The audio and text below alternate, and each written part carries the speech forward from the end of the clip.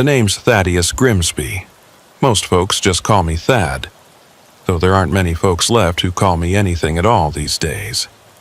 I've been driving 18-wheelers across Texas for 23 years, and in all that time I've learned to trust my instincts.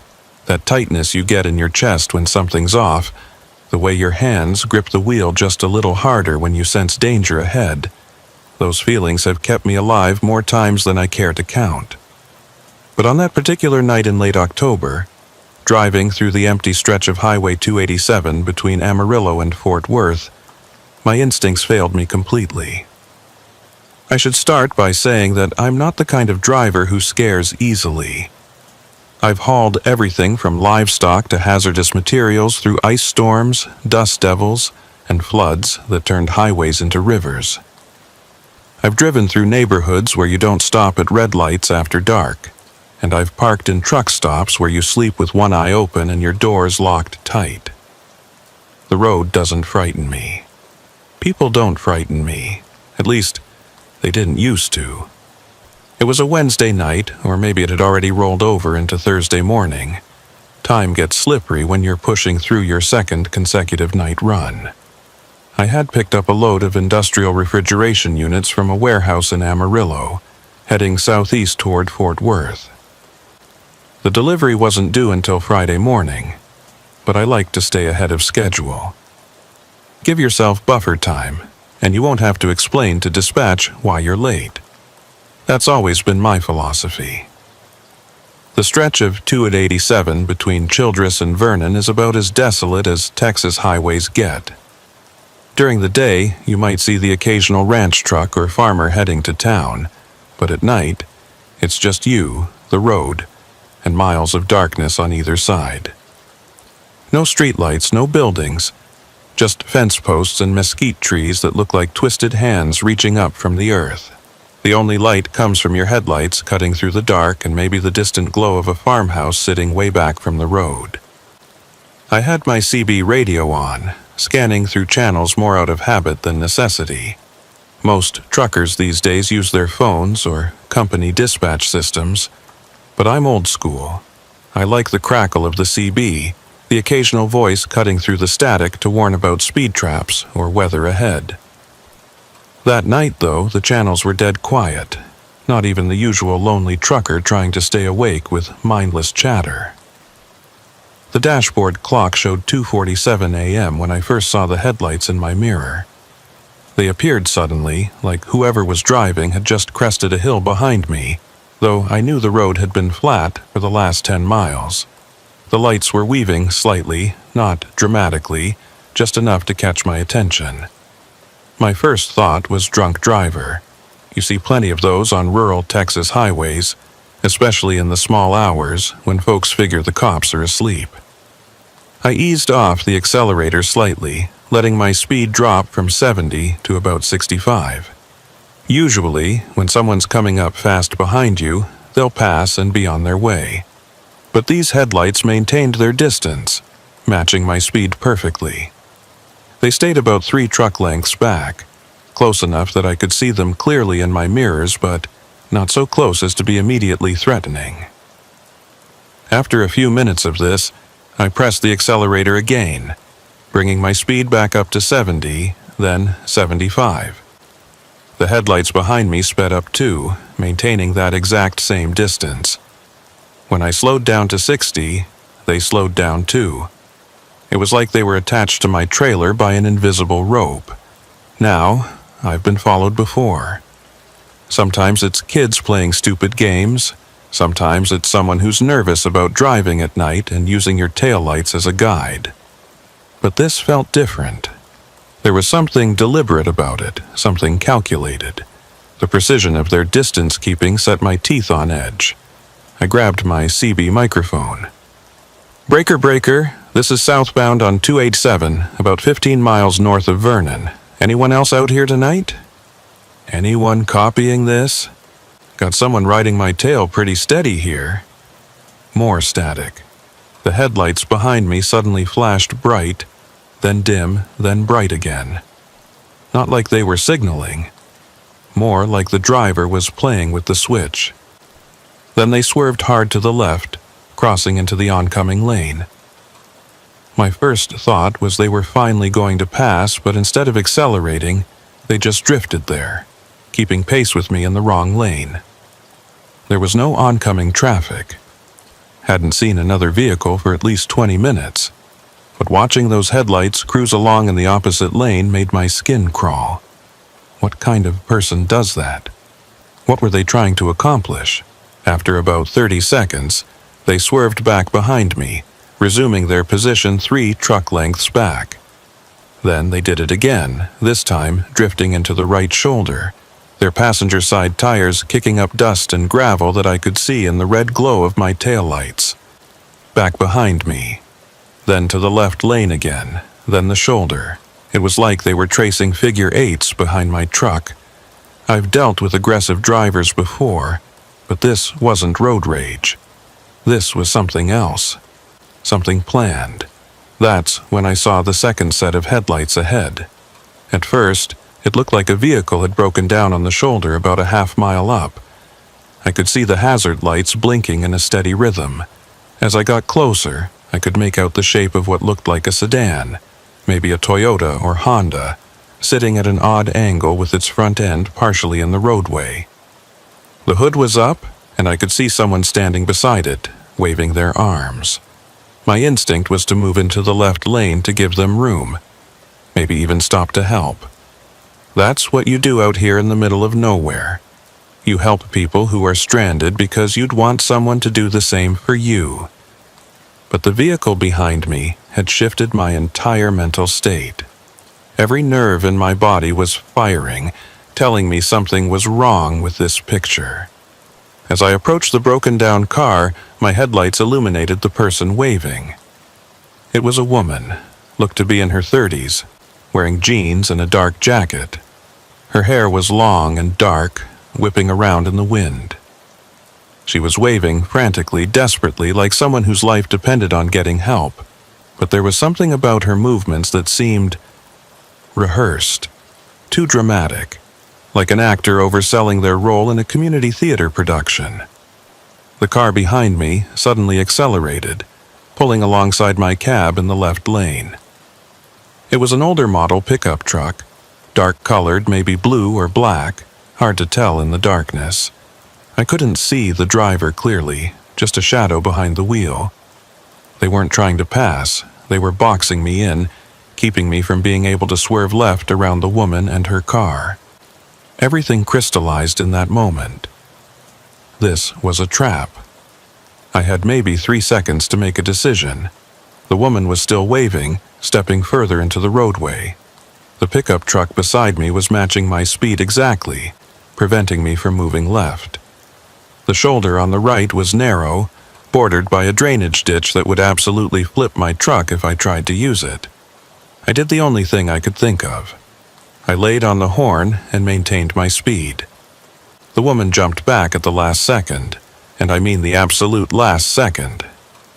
My passenger side mirror missed her by inches. As I passed, I got a clear look at her face in my headlights, and what I saw there wasn't fear or surprise. It was anger, pure, undiluted fury at the fact that I hadn't stopped. The pickup truck that had been pacing me suddenly hit the brakes, falling back rapidly. In my mirrors, I could see it pulling over near the supposedly broken-down sedan. 2 more figures emerged from the darkness near the car. They must have been crouched behind it, waiting. One of them was carrying something long, maybe a tire iron or a baseball bat.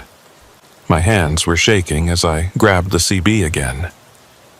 Anyone out there? Anyone at all? Just had an attempted, I don't even know what to call it, ambush, 3 or 4 people trying to get me to stop on 287 north of Vernon. This time, a voice crackled through. "That you, Thaddeus?" I didn't recognize the voice, but they knew my name. My actual name, not my handle. "Who is this?" I asked. "You should have stopped, Thaddeus. Would have been easier for everyone." The voice was calm, almost conversational. Male, with a slight Texas drawl, but not thick enough to place geographically. Could have been from anywhere in the state. "How do you know my name?" I demanded. "We know a lot of things, friend. Your route, your schedule, what you're hauling. Those refrigeration units are worth good money.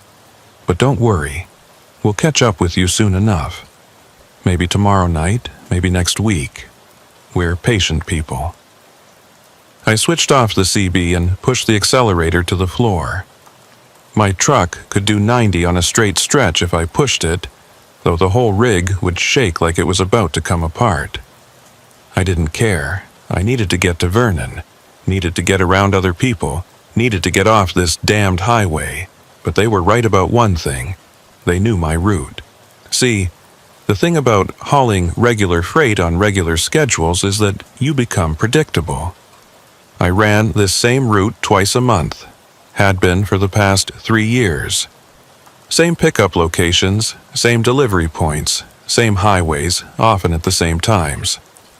Anyone who wanted to study my patterns would have had plenty of opportunity. I made it to Vernon without further incident, pulled into the first well-lit truck stop I could find, and parked right under the brightest lights available.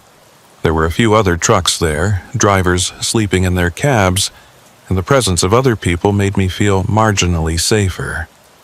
I sat there for a good hour, engine running, doors locked, watching every vehicle that pulled in or out. Eventually, exhaustion started to win over adrenaline. I'd been driving for nearly 11 hours straight, and my eyes were starting to play tricks on me. Every shadow looked like someone creeping up on my truck. Every pair of headlights that passed on the highway seemed to slow down, like they were checking to see if I was there. I tried to call my dispatcher, but it was still too early. The office wouldn't open until 6. I thought about calling the police, but what would I tell them?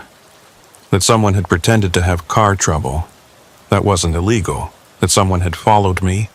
Hard to prove. That they'd threatened me over the CB? I had no recording, no evidence.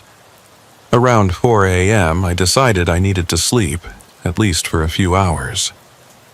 I climbed into my sleeper cab, made sure both doors were locked, and kept my tire iron within easy reach. But sleep wouldn't come. Every time I started to drift off, I'd hear something, a footstep, a voice, the sound of someone trying door handles, and I'd jolt awake, heart pounding. Most of the time it was nothing, just my imagination running wild. Most of the time. At 5:23 a.m., I heard a distinct tap on my passenger door. Not a knock, just a single tap, like someone touching it with one finger. I held my breath, gripped the tire iron, and waited. The tap came again, then nothing. I slowly lifted the curtain that separated the sleeper from the cab and peered out. There was a piece of paper tucked under my windshield wiper. I waited another full minute before climbing out, checking in every direction before I grabbed the paper. It was a receipt from a diner, the kind they give you when you pay your check. But this wasn't my receipt. Written on the back in neat feminine handwriting were the words, "Next time, you won't see us coming." The woman from the highway, it had to be. She'd been here, at this truck stop, close enough to touch my vehicle while I was inside it. The thought made my skin crawl. I looked around the parking lot, studying every vehicle, every shadow. A few trucks over, I spotted an older pickup that might have been the one from the highway, but I couldn't be sure. Dark-colored trucks all looked the same in pre-dawn light. Was someone sitting in it? I couldn't tell. The windows were tinted just enough to obscure the interior. I got back in my cab and started the engine. Forget sleep. Forget the schedule. I was getting out of there. I pulled out of the truck stop and headed south, constantly checking my mirrors for any sign of followers.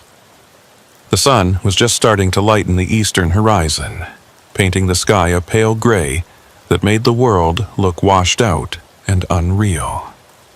20 miles down the road, I started to relax slightly. No one was following me. The highway was beginning to see normal morning traffic.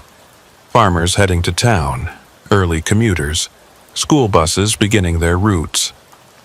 The normal world was waking up, and the events of the night were starting to feel like they'd happened in some other reality.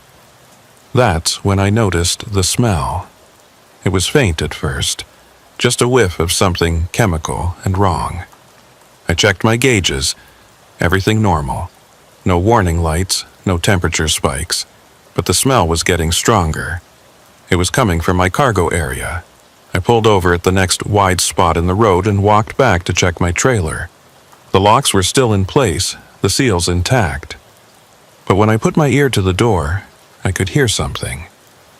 A soft, hissing sound, like air escaping from a tire, but steadier. I broke the seal and opened the doors. 3 of the refrigeration units had been damaged. Someone had driven what looked like a screwdriver or an ice pick into the coolant lines. The chemical smell was refrigerant leaking out. Thousands of dollars worth of damage that would make the units completely worthless. But that wasn't what made my blood run cold. Spray painted on the inside wall of my trailer, in the same angry red that reminded me of fresh blood, were the words, "You should have stopped." They'd done this at the truck stop. While I'd sat there, terrified and paranoid, gripping my tire iron and jumping at shadows, someone had calmly walked up to my trailer, picked the lock without me hearing, vandalized my cargo, and locked it back up. They'd taken their time, been methodical about it. This wasn't random destruction. This was a message. I called my dispatcher then, waking him up at home. Told him everything.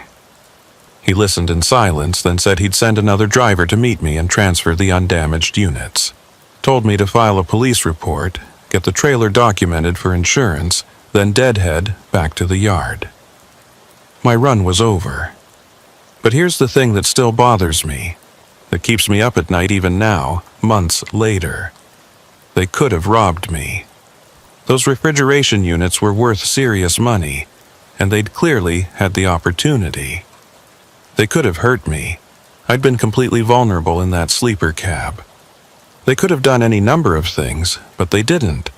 They just wanted me to know that they could. I filed the police report in Vernon. The officer, a tired-looking man in his 50s, took my statement with the kind of detached professionalism that suggested he'd heard stories like this before. He said they'd had reports of similar incidents, trucks being followed, fake breakdowns used as bait, but no one had been hurt yet. Yet. He emphasized that word like it was just a matter of time. These people, he said, they're not exactly amateurs. They scout their targets, learn their routines, figure out who's worth hitting and who's not. The fact that they let you go means one of 2 things. Either you spooked them somehow, or they were just practicing. Practicing? I asked. Testing their method. Seeing how truckers react. Learning what works and what doesn't. He closed his notebook. You were smart not to stop. We found a driver last month about 60 miles from here. He'd stopped for what he thought was an accident. They beat him pretty bad, took his truck, his cargo, everything. He's lucky to be alive. The guilt of survival settled on my shoulders like a lead blanket. I'd gotten away, but how many others wouldn't be so lucky? He gave me his card, told me to call if I remembered any other details or if anything else happened. But we both knew the truth. There wasn't much the police could do. The highway was too long, too empty, and these people were too smart to leave evidence that would hold up in court. The other driver arrived around noon. Tom had sent one of our most experienced guys, a grizzled veteran named Earl, who'd been driving since before I was born. He took one look at the damage in my trailer and whistled low. "Damn, Thad, you really pissed somebody off." We transferred the undamaged units in silence. Earl didn't ask questions, didn't offer theories. He'd been around long enough to know that sometimes the less you knew, the better off you were. When we finished, he clapped me on the shoulder. "Get yourself home," he said. "And maybe think about finding a different line of work." The drive back to the yard in Fort Worth was the longest of my life. Every vehicle that followed me for more than a mile set my nerves on edge. Every broken-down car on the shoulder made me grip the wheel tighter. I took a different route than usual, adding an extra hour to the journey, constantly checking to make sure no one was following me. When I finally pulled into the yard, my dispatcher was waiting. Tom Hardwick, a heavy-set man with 30 years in the business, half of them behind a desk. He took one look at me and shook his head. "Jesus, Thad, you look like hell." I probably did. I hadn't slept in over 30 hours. My hands were still shaking slightly, and I could feel the exhaustion in every bone of my body. But it wasn't the physical tiredness that was getting to me. It was the knowledge that they were still out there. "Come on," Tom said. "Let's get you sorted out." We went into his office, and I told him the whole story again, in more detail this time. He listened without interrupting, occasionally making notes on a legal pad. When I finished, he leaned back in his chair and sighed. "I'm pulling you off that route," he said, "effective immediately." Part of me was relieved, but another part, the part that had been driving trucks for over 2 decades, bristled at the idea of being scared off my regular run. "Tom, I can handle—" "No," he cut me off. "This isn't about what you can handle. I've got 3 other drivers who've reported similar incidents in the last 2 months. Not as dramatic as yours, but the same general idea. Vehicles following them, suspicious breakdowns, weird stuff at truck stops. Something's going on out there, and I'm not risking my drivers." He pulled out a map and spread it on his desk. There were several red X marks along Highway 287 and a few other rural routes. "These are all the incidents we know about," he said. "There's a pattern here. They're targeting specific routes, specific types of cargo, refrigeration units, electronics, pharmaceutical shipments, stuff that's valuable but not too heavily monitored." Looking at that map, seeing all those marks, made it real in a way that even my experience hadn't. This wasn't random. This wasn't just bad luck. There was an actual organization out there studying us, hunting us. "What are we going to do about it?" I asked. Tom shrugged. "What can we do? We've reported everything to the police, the highway patrol, even the FBI since it crosses state lines. But until they actually hurt someone or steal something significant, it's not a high priority. We're just truckers, Thad. Nobody cares about us until freight stops moving." He was right, of course. We were invisible until we weren't doing our jobs. Then suddenly, everyone would wonder why their stores were empty, why their businesses couldn't get supplies. But until then, we were just background noise on the highways. "Take a few days off," Tom said. "Get some rest. When you come back, I've got some local runs for you. Day shifts only, well-traveled routes, nothing rural, nothing isolated." I wanted to argue, to insist that I wasn't going to let some criminals dictate where and when I could drive. But the truth was, I was relieved. The thought of driving that stretch of 287 again, especially at night, made my stomach clench. I went home to my small apartment in Fort Worth, double-locked the door, and collapsed into bed. But sleep didn't come easily. Every time I closed my eyes, I saw that woman's face in my headlights, twisted with rage. I heard that voice on the CB, calm and threatening. I felt that single tap on my truck door. Around midnight, my phone rang. Unknown number, but local area code. Against my better judgment, I answered. "Hello, Thaddeus." It was the same voice from the CB. My blood turned to ice water. "How did you get this number?" I managed to ask. "Like I said, we know things. Just calling to make sure you're okay. That was quite a scare you had last night." "What do you want?" There was a pause, then a soft chuckle. "Nothing from you anymore. You're off that route, right? Smart move, but there are other drivers, Thaddeus. Younger ones, eager ones. They don't know what we know, do they?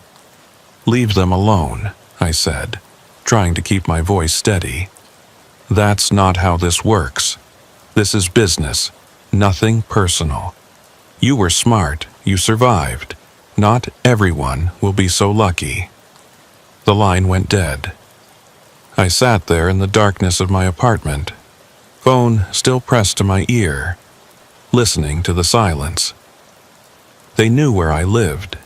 They knew my phone number. They knew everything about me, and there was nothing I could do about it. The next morning, I called Tom and told him about the phone call. He was quiet for a long moment, then said he'd notify the police and put out a warning to all our drivers. But we both knew it wouldn't be enough. These people were professionals. They'd studied us, learned our patterns, identified our weaknesses, and they were still out there, waiting for the next victim. 3 weeks passed before I heard about the next incident. I'd been running local deliveries, staying within a 100-mile radius of Fort Worth, never driving past sunset. It was humbling, going from long-haul runs to what amounted to glorified delivery service. But at least I could sleep in my own bed every night without wondering if someone was waiting for me in the darkness.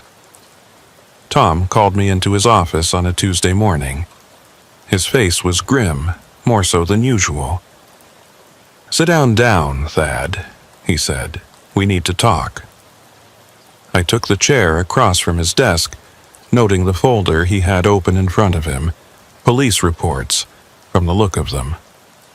"There's been another one," he said without preamble. "Last night, Highway 287, about 5 miles from where they tried to get you." My stomach dropped. "Who?" "Independent operator. Guy named Cordelia Thorne's husband. She's the one who found him." "Found him?" The way Tom said it made my blood run cold. "He's alive, but barely. They worked him over pretty good. Broke his jaw, 3 ribs, ruptured his spleen. He's in intensive care at Harris Methodist." I sat back in my chair, feeling sick. Same people? Has to be. Same setup. Fake breakdown, woman flagging him down. Only this time, when he stopped, they didn't just rob him. They made an example of him. Tom slid a photograph across the desk. It was taken inside a trailer and spray-painted on the wall in that same angry red were the words, "Thaddeus Grimsby should have warned you." My name. They'd used my name. "The police want to talk to you," Tom said. "And, Thad, there's something else." He pulled out another paper, a printout from some kind of forum or message board. "One of our other drivers found this online. It's a truckers' forum, the kind where guys share route information and warnings. Look at this post."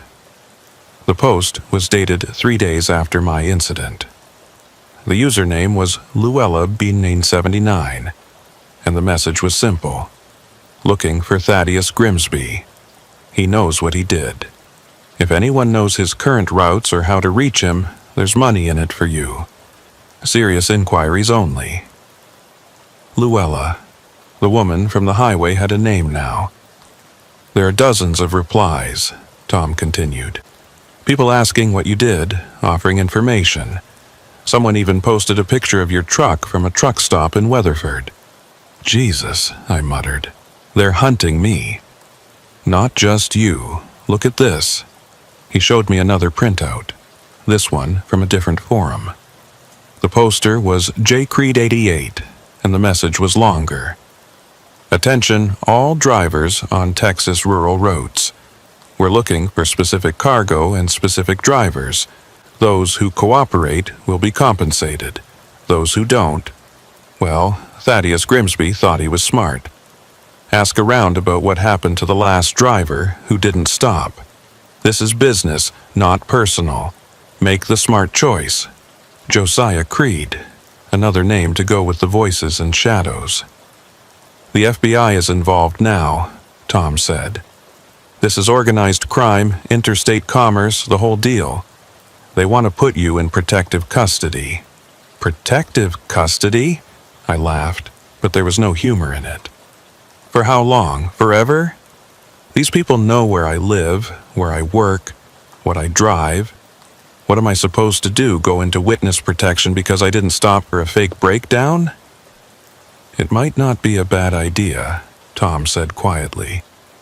Thad, these people are escalating. First, they just tried to rob you. Then they vandalized your cargo. Now they're putting people in the hospital and using your name to do it. What do you think comes next? I knew what came next. We both did. That afternoon, I met with 2 FBI agents at a small office building downtown. Agent Martinez was young, probably fresh out of Quantico, with the kind of eager intensity that hadn't been worn down by years of bureaucracy yet. Agent Holbrook was older, weathered, with eyes that had seen too much. Mr. Grimsby, Holbrook began, we've been tracking this group for about 8 months now.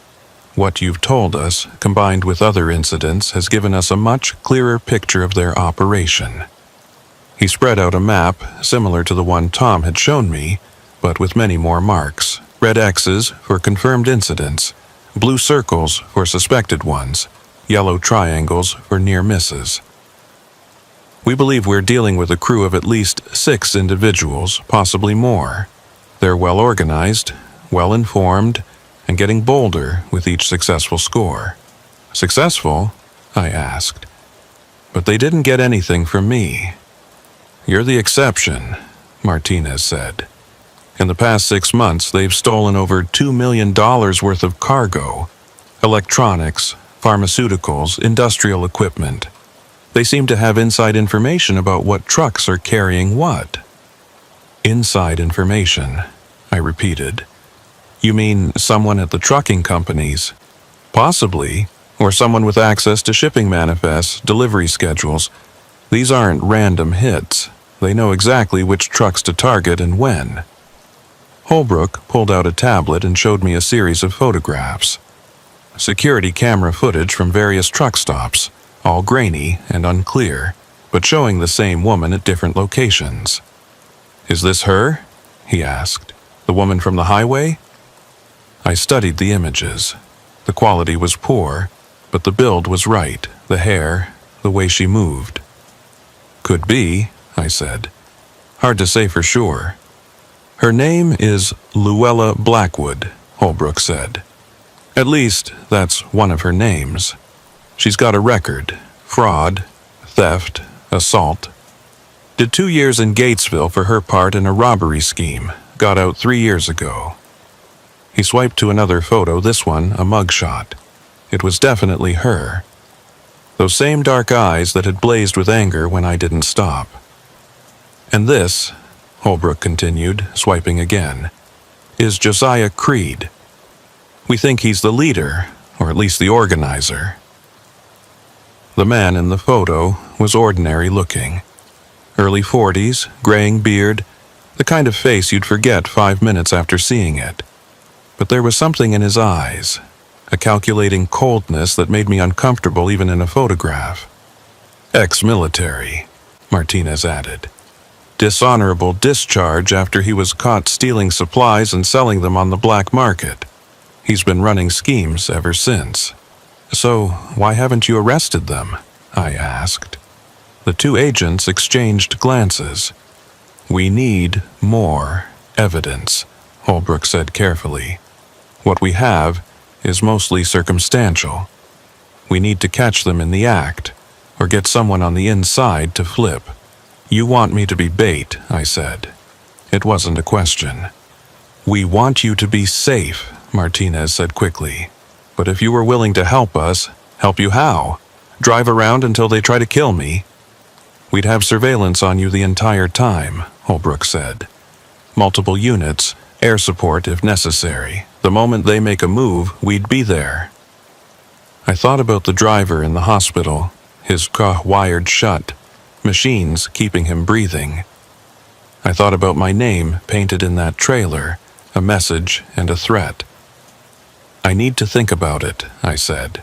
They gave me their cards, told me to call them any time, day or night. Martinez handed me a panic button, a small device that looked like a key fob. Just in case, he said. Press this, and we'll know exactly where you are. I went home and sat in my apartment, staring at that panic button. It felt heavier than it should have, like it was made of lead instead of plastic. The weight of the decision, maybe. That night, my phone rang. Unknown number again. "Hello, Thaddeus." It was her this time, Luella Blackwood. Her voice was different from what I'd expected. Educated, refined even. Not the rough drawl I'd imagined. "I know who you are," I said. "Luella Blackwood. The FBI knows who you are, too." She laughed, a genuine sound of amusement. "Oh, Thaddeus. You think that matters?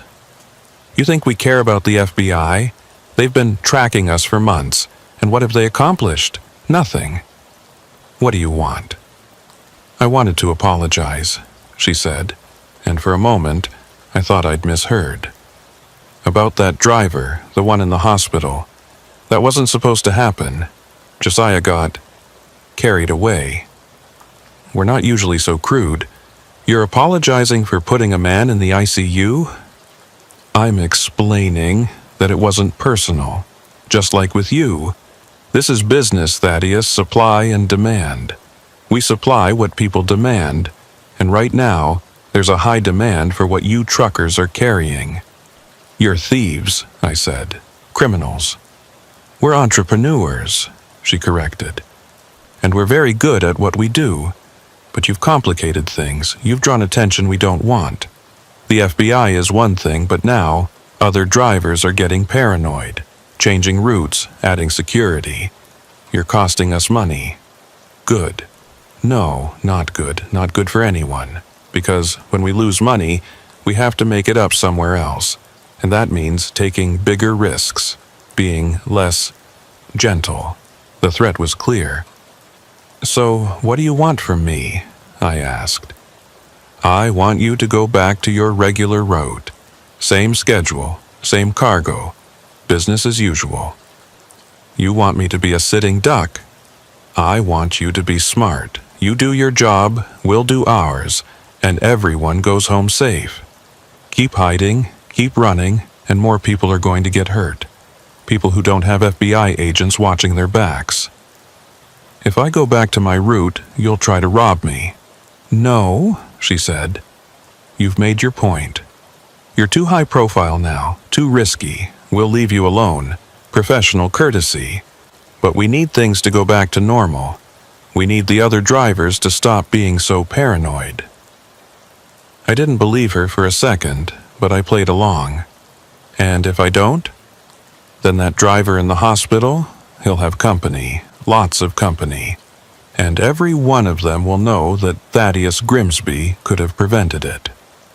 The line went dead. I called Agent Holbrook immediately, told him about the conversation. Within an hour, he and Martinez were at my apartment. "This is perfect," Martinez said, excited. "She's made contact, made threats. We can trace the call, get warrants." "The call was from a burner phone," Holbrook interrupted, looking at his phone. "Already dead, but this is still good. She's getting desperate, making mistakes." "She didn't sound desperate," I said. "She sounded very much in control. That's what she wants you to think. But the fact that she called you directly, that's panic. She's trying to regain control of the situation." "So, what do?" I asked. "We give her what she wants," Holbrook said. "You go back to your regular route, but this time we'll be ready." They spent the next hour outlining their plan. Hidden cameras in my truck, GPS trackers, unmarked cars following at a distance. They'd even have a helicopter on standby. It sounded thorough, professional. It also sounded like using me as bait, despite their earlier denials. "What about the other drivers?" I asked. She threatened them. "We're notifying all the major trucking companies," Martinez said. "Increased security, route changes, the works. But honestly, Mr. Grimsby, the best way to protect everyone is to catch these people." I agreed to think about it, and they left. but I'd already made up my mind. I couldn't let other drivers get hurt because of me, and I wanted this to end, one way or another. The next morning, I told Tom I wanted my old route back. He looked at me like I'd lost my mind. Absolutely not. Are you insane? I explained the FBI's plan, Luella's threat, everything. He listened, shaking his head the entire time. This is a bad idea, Thad. These people are dangerous. They're dangerous whether I'm on that route or not. At least this way we might catch them. He finally agreed, reluctantly. We scheduled a run for that Friday night. Same cargo, same route, same everything. Like nothing had ever happened. The FBI spent Thursday installing their equipment in my truck. Tiny cameras hidden everywhere. Microphones that could pick up a whisper from 50 feet away.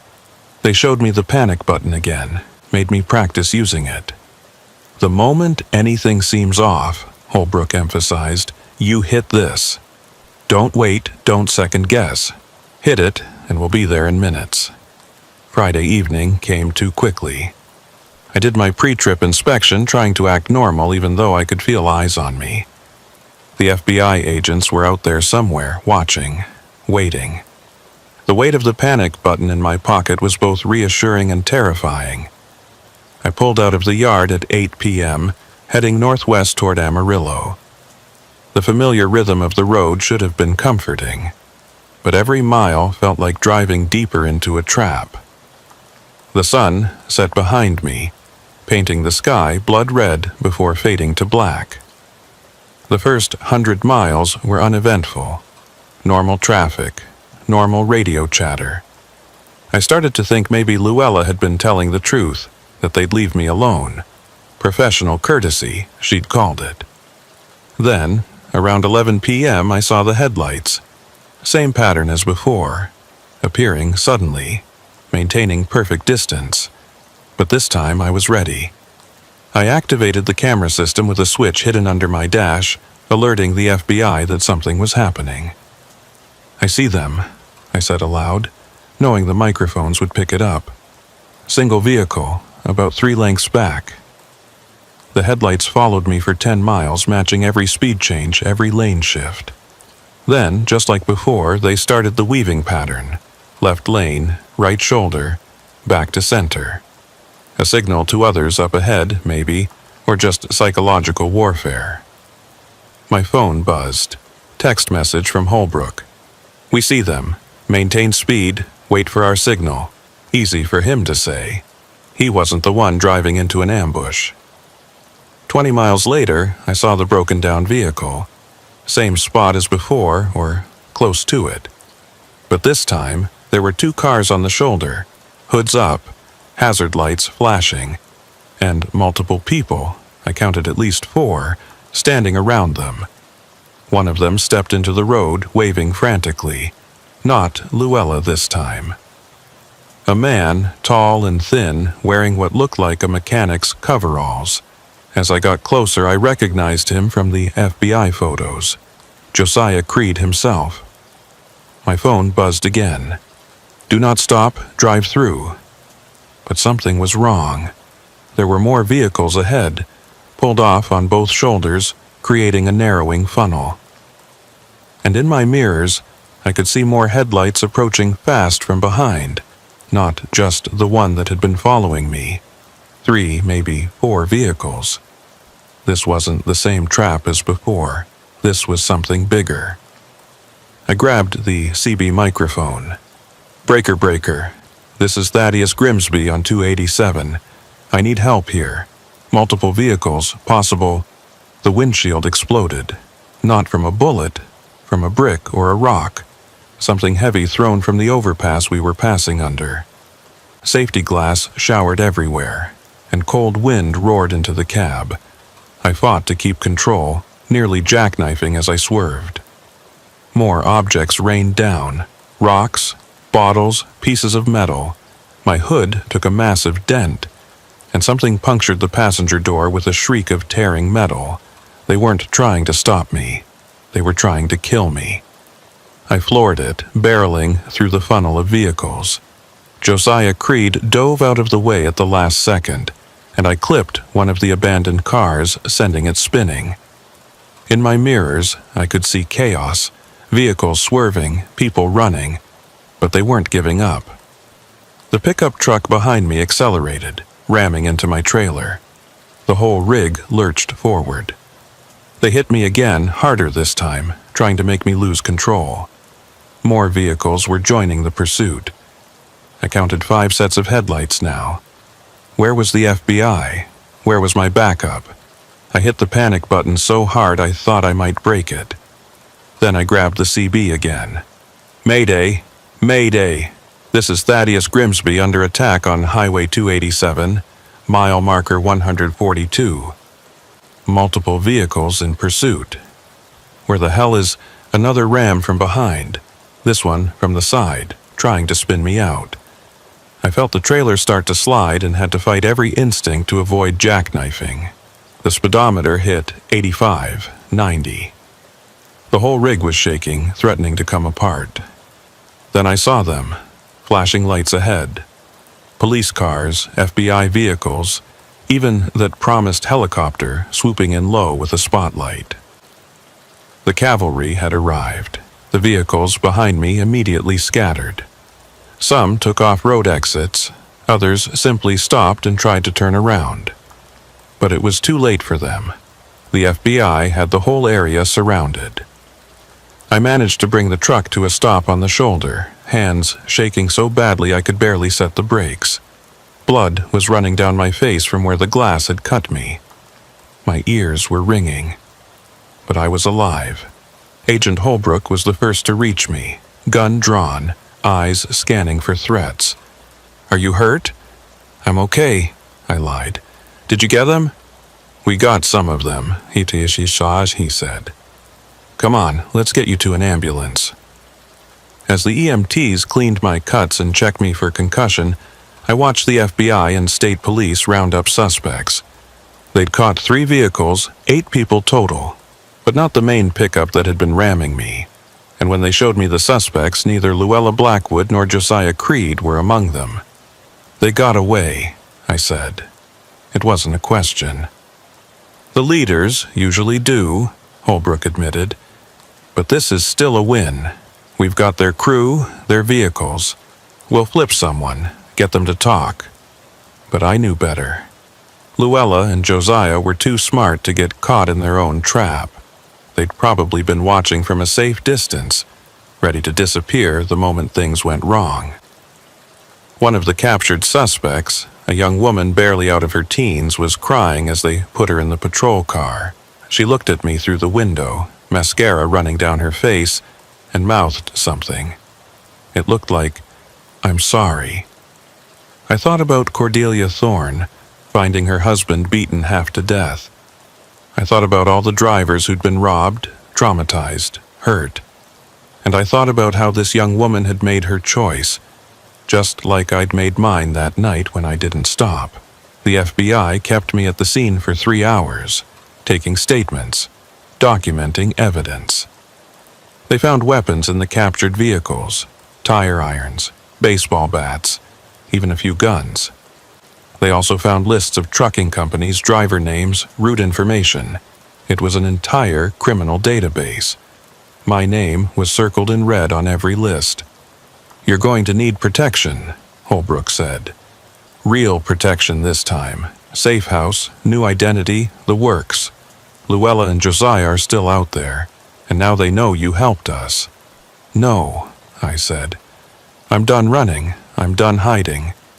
"Mr. Grimsby, I'm retiring," I said. 23 years is enough. I'm selling my truck, getting out of the business. Let them come after a nobody instead of a trucker. See how far that gets them. It wasn't the heroic stand they probably wanted, but it was the smart play. Without a truck, without cargo, without regular routes, I was useless to them. Just another face in the crowd. Tom understood when I told him. He'd already started the paperwork for my exit by the time I got back to the yard. We shook hands, and he told me I'd made the right choice. "Stay safe, Thad," he said, "and stay gone." I sold the truck to a dealer in Oklahoma, making sure to go through intermediaries so my name wouldn't be on any paperwork. I moved out of my apartment in the middle of the night, leaving no forwarding address. I changed my phone number, closed my social media accounts, became a ghost. But before I disappeared completely, I did one last thing. I went to visit the driver in the hospital, the one whose beating had carried my name. He was awake, though his jaw was still wired shut. His wife, Cordelia Thorne, was there, holding his hand. She looked at me with eyes that held no anger, just exhaustion. "I'm sorry," I said. "This is my fault." The driver, I learned his name was Paul, shook his head slightly. He wrote something on a notepad and showed it to me. "Not your fault. My choice to stop." "They used my name," I insisted. "They hurt you because of me." He wrote again.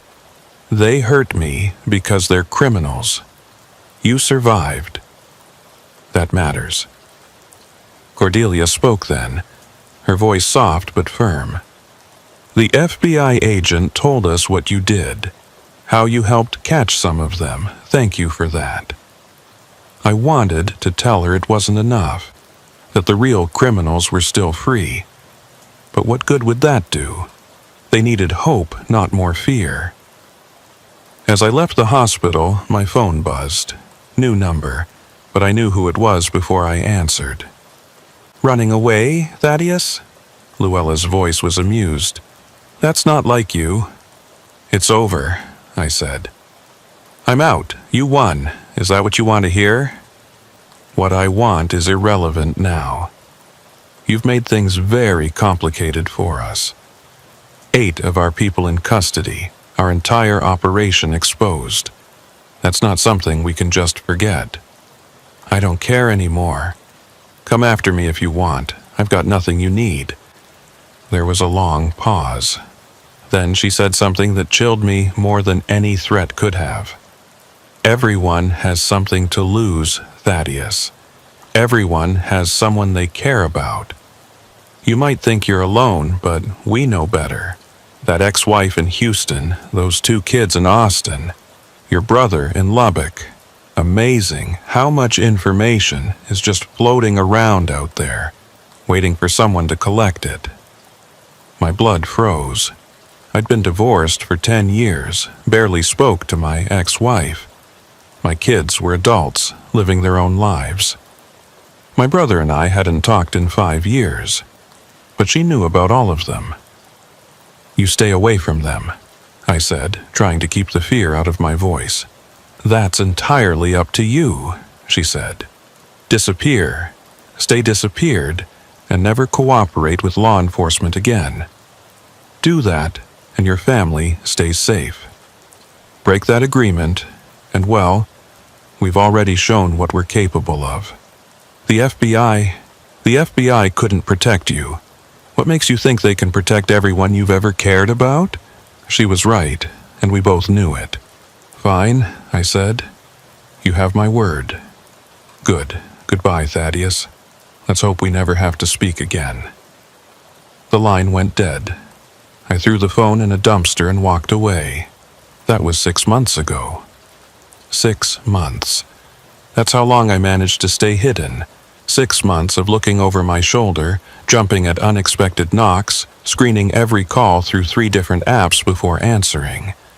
6 months of working construction jobs under the table, paying cash for everything, living in a rotation of cheap motels where nobody asked questions if your money was green. I'd grown a beard, gained some weight, started wearing glasses I didn't need, became someone else, someone forgettable. Someone who'd never driven a truck, never heard of Highway 287, never knew the names Luella Blackwood or Josiah Creed. But trauma has a way of finding you, no matter how deep you bury yourself. It was a Thursday night in April. I was staying at a run-down motel outside Abilene, far from any of my old roots. The kind of place where the carpet stuck to your shoes and the air conditioner sounded like a dying animal. but it was safe, or as safe as anywhere could be for someone like me. I'd just finished a 12-hour shift laying foundation for a new strip mall. My back ached, my hands were raw despite the work gloves, and all I wanted was a shower and sleep. But when I pushed open the door to my room, I knew immediately something was wrong. The air was different, colder, and there was a smell. Cigarette smoke, fresh, though I hadn't smoked in months.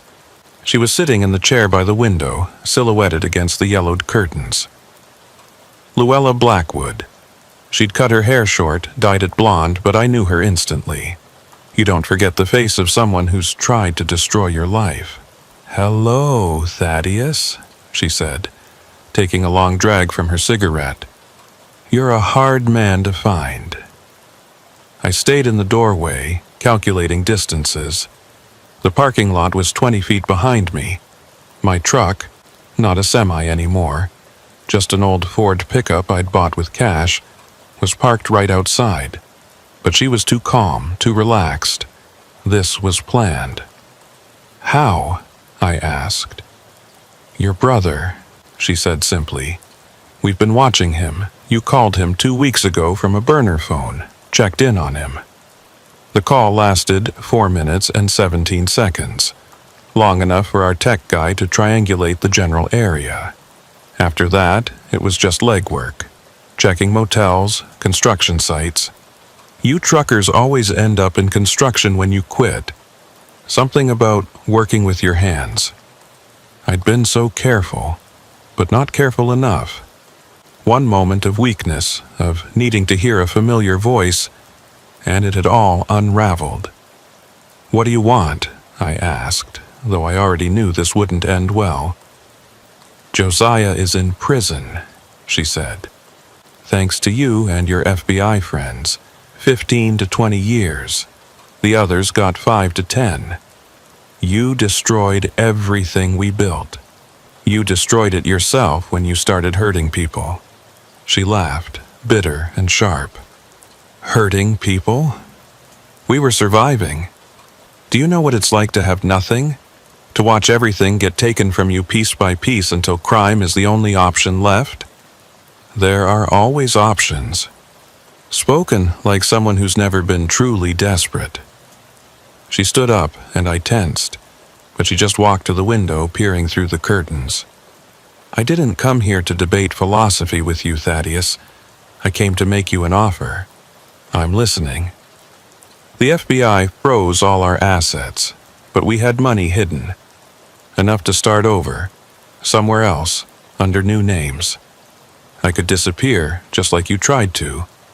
But I need something from you first. "What?" "There's a witness. One of our crew who flipped. Gave the FBI everything in exchange for immunity. They're keeping him in protective custody until Josiah's trial next month.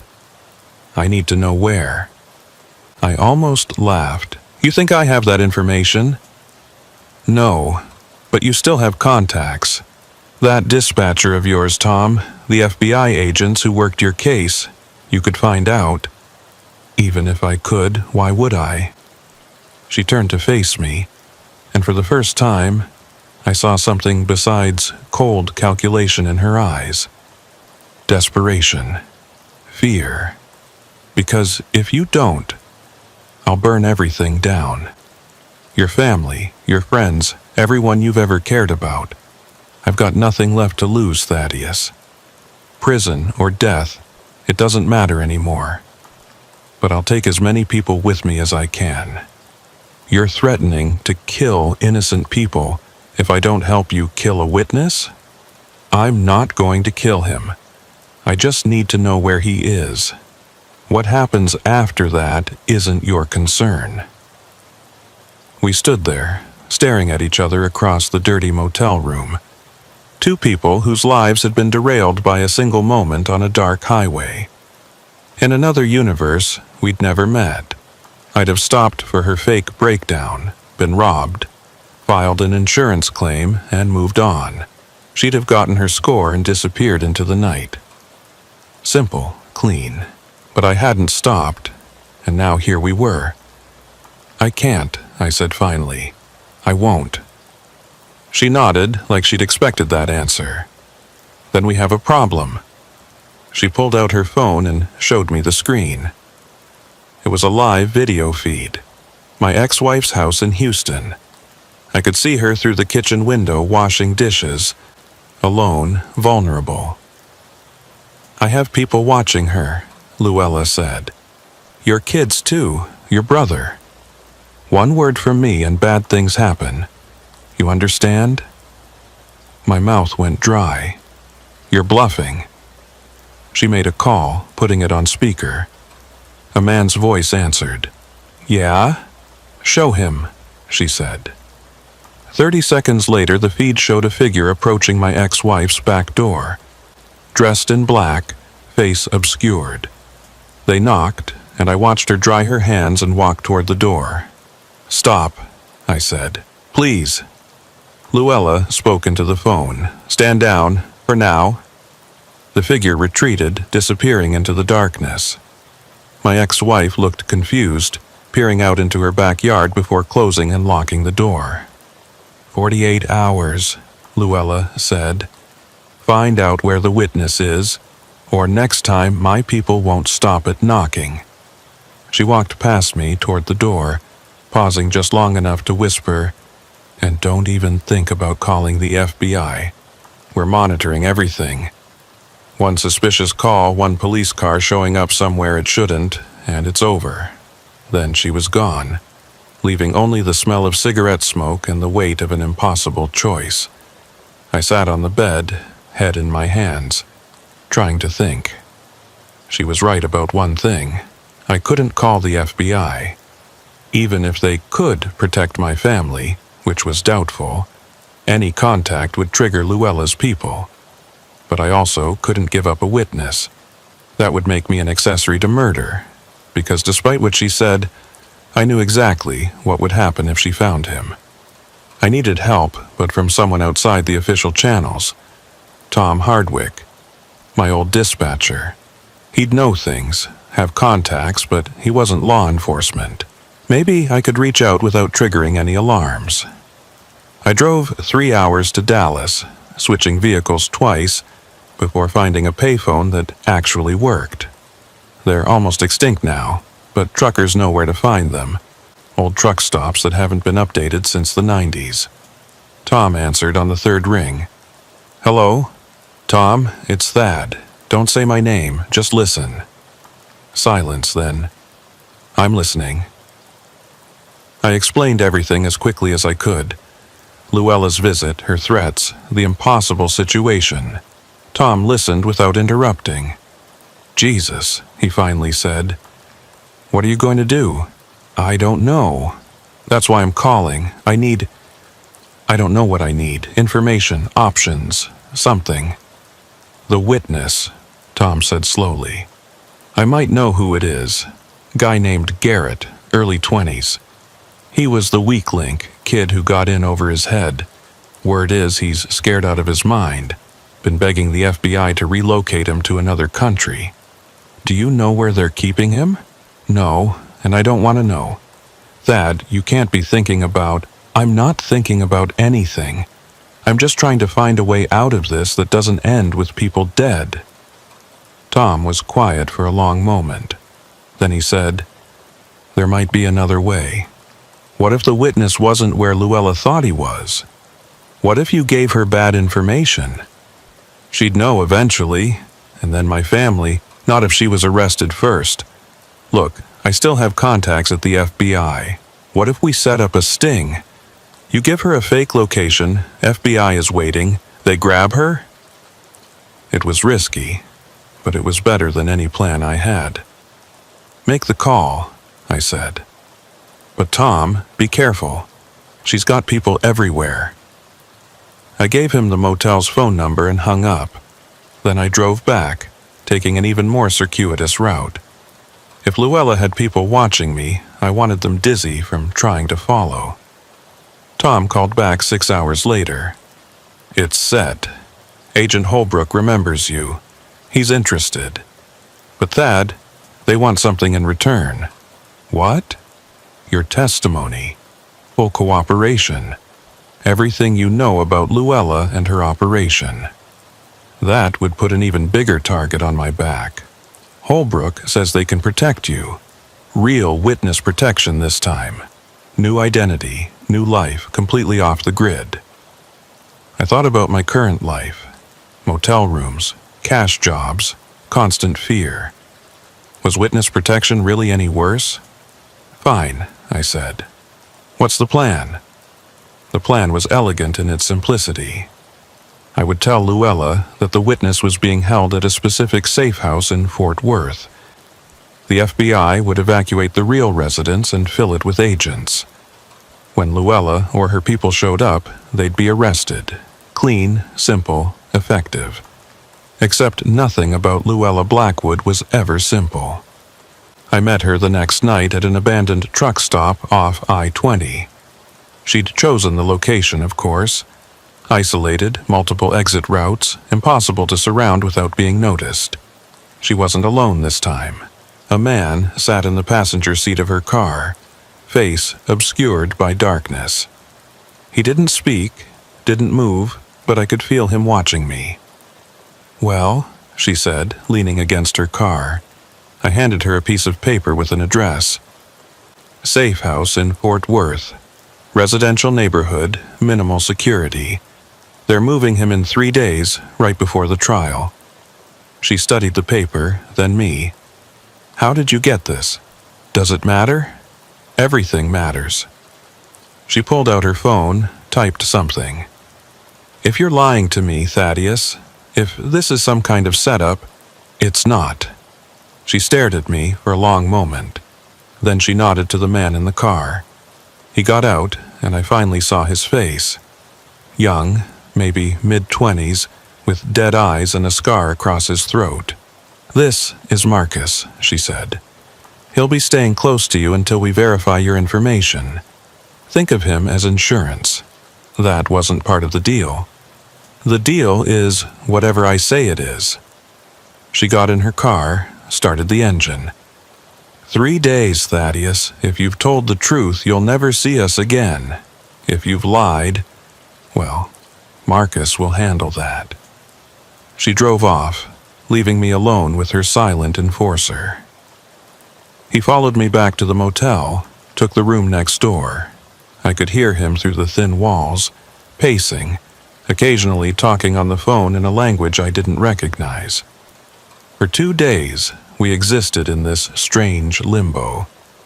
Marcus shadowing me everywhere, never speaking, just watching. I went to work at the construction site, and he sat in his car in the parking lot. I went to buy food, and he followed 2 aisles behind. It was psychological torture, designed to break me down, make me reveal any deception. On the morning of the 3rd day, my phone rang. Unknown number. "It's Tom. They're in position. Is the backup guy still with you?" I glanced at the wall, hearing Marcus moving around. "Yeah. Holbrook says to act normal. Go to work, follow your routine. They'll handle everything else." But I couldn't focus at work. Every sound made me jump. Every phone call could be news that the plan had failed, that my family was paying the price. By lunch, I was so wound up that the foreman sent me home thinking I was sick. Marcus followed me back to the motel. We pulled into the parking lot at the same time, and for once, he spoke. "Something's wrong," he said. His voice was raspy, damaged, like his scarred throat suggested. "You're nervous." "I'm always nervous when killers are following me." He smiled, an expression that didn't reach his eyes. "You should be more specific. There are several of us around." Before I could respond, his phone rang. He answered in that foreign language, listened, then hung up. His entire demeanor changed. The fake casualness disappeared, replaced by cold professionalism. "Get in your room," he ordered. "Lock the door. Don't come out." "What's happening?" "Just do it." I did as he said, but immediately went to the window, peering through a gap in the curtains. Marcus was standing by his car, gun drawn, scanning the parking lot. Then I saw them. Black SUVs rolling in from both entrances, boxing us in. The FBI. But too early. The plan was to wait until Luella showed up at the safe house. Why were they here? Marcus saw them too. He turned toward my room, raised his gun, and I dove for the floor just as the window exploded. The bullet punched through the wall inches from where I'd been standing. "Federal agents, drop your weapon!" Marcus didn't drop it. He opened fire on the SUVs, and suddenly the parking lot became a war zone. Automatic weapons fire, shattering glass, screaming. I crawled to the bathroom, huddled in the tub, hands over my ears. It lasted maybe 30 seconds, then silence. "Thaddeus Grimsby!" Someone with a megaphone. "Come out with your hands visible." I emerged slowly, hands high, stepping over the destroyed remnants of my door. Marcus was on the ground, not moving, blood pooling beneath him. Federal agents were everywhere, weapons drawn. Agent Holbrook approached, looking grim. "Are you hurt?" "No. What happened? This wasn't the plan." "Luella knew it was a trap. We're not sure how, but she sent her man here to kill you instead of going to the safe house. We had to move early." "Where is she?" "Wind. We've got bolos out. Every agency is looking, but she's gone." I looked at Marcus's body. So young, and now dead because of choices that started on a dark highway months ago. "My family," I said. "She'll go after them. We've got units with all of them. They're safe. But for how long?" Luella was smart, resourceful, and now desperate. She'd already proven she could find me once. She'd do it again. "I need that witness protection now," I said. "It's already arranged. We'll move you tonight." They took me to a federal building in Dallas, processed paperwork for my new identity. I became David Thornton, originally from Ohio, no family, no connections to Texas or trucking. They gave me a backstory, a fake employment history, even fake scars to explain away real ones. "You'll be relocated to Oregon," Holbrook explained. "Small town, quiet. You'll work at a hardware store we have an arrangement with. Keep your head down for a year, maybe 2, and this will all be behind you." "What about Luella?" "We'll find her. People like her can't stay hidden forever. They get greedy, make mistakes." But I wasn't convinced. Luella wasn't like other criminals. She was methodical, patient. She could wait years for revenge if necessary. That night, they drove me to the airport in an unmarked car. I had one bag with basic clothes, a wallet with my new ID, and a prepaid phone with only one number programmed. A handler who would check in weekly. As we pulled up to departures, Holbrook handed me an envelope. "This came for you." We checked it. It's clean. Inside was a single sheet of paper with the handwritten message. "You think you've won, but this isn't over. I know what name they gave you. I know where they're sending you. Run to Oregon, David. I'll give you a head start. But one day when you've started to feel safe, when you've forgotten to check your mirrors, I'll be there. And next time, there won't be any FBI to save you." My blood went cold. She knew. Somehow, she knew everything. "This changes things," I said, showing Holbrook the note. He read it, his face darkening. "We have a leak." "You think?" "We'll need to change everything. New name, new location." "No," I said. "She'll find out again. Your system is compromised." "Then what do you suggest?" I thought about it, really thought about it. Luella would never stop. The FBI couldn't protect me forever. There was only one way this ended. "Let me go," I said. "Really go. No handlers, no check-ins, no official protection. I'll disappear completely, somewhere even you don't know about." That's not how witness protection works. Witness protection doesn't work when the criminal knows everything about it. I'll testify at Josiah's trial by video link from an undisclosed location. After that, I'm gone. Holbrook didn't like it, but he knew I was right. They set me up with cash, a clean car with no GPS, and a promise that they wouldn't look for me as long as I showed up for the trial. I drove away from that airport and kept driving for 3 days. North, then east, then south, then west. Random directions, random turns. I stopped only for gas and drive-through food. On the 4th day, I ditched the car and bought another with cash from a private seller in Kansas. Eventually, I ended up in a place I won't name, doing work I won't describe, living under a name that isn't David Thornton or Thaddeus Grimsby. I testified at Josiah's trial from a lawyer's office 2 states away, my face digitally obscured, my voice altered. He got 25 to life, partially based on my testimony. Luella Blackwood was never caught. It's been 2 years now, 2 years of looking over my shoulder, of starting at unexpected sounds, of never staying in one place too long. I know she's out there looking for me. Sometimes I think I catch glimpses. A woman who turns away too quickly, a car that follows for 1 block too many. But nothing concrete, nothing real. Maybe she gave up. Maybe she found a new life somewhere, decided revenge wasn't worth it. Or maybe she's playing the long game, waiting for me to drop my guard. I think about that night on Highway 287 often. One split-second decision, to not stop for a stranger in distress, changed so many lives.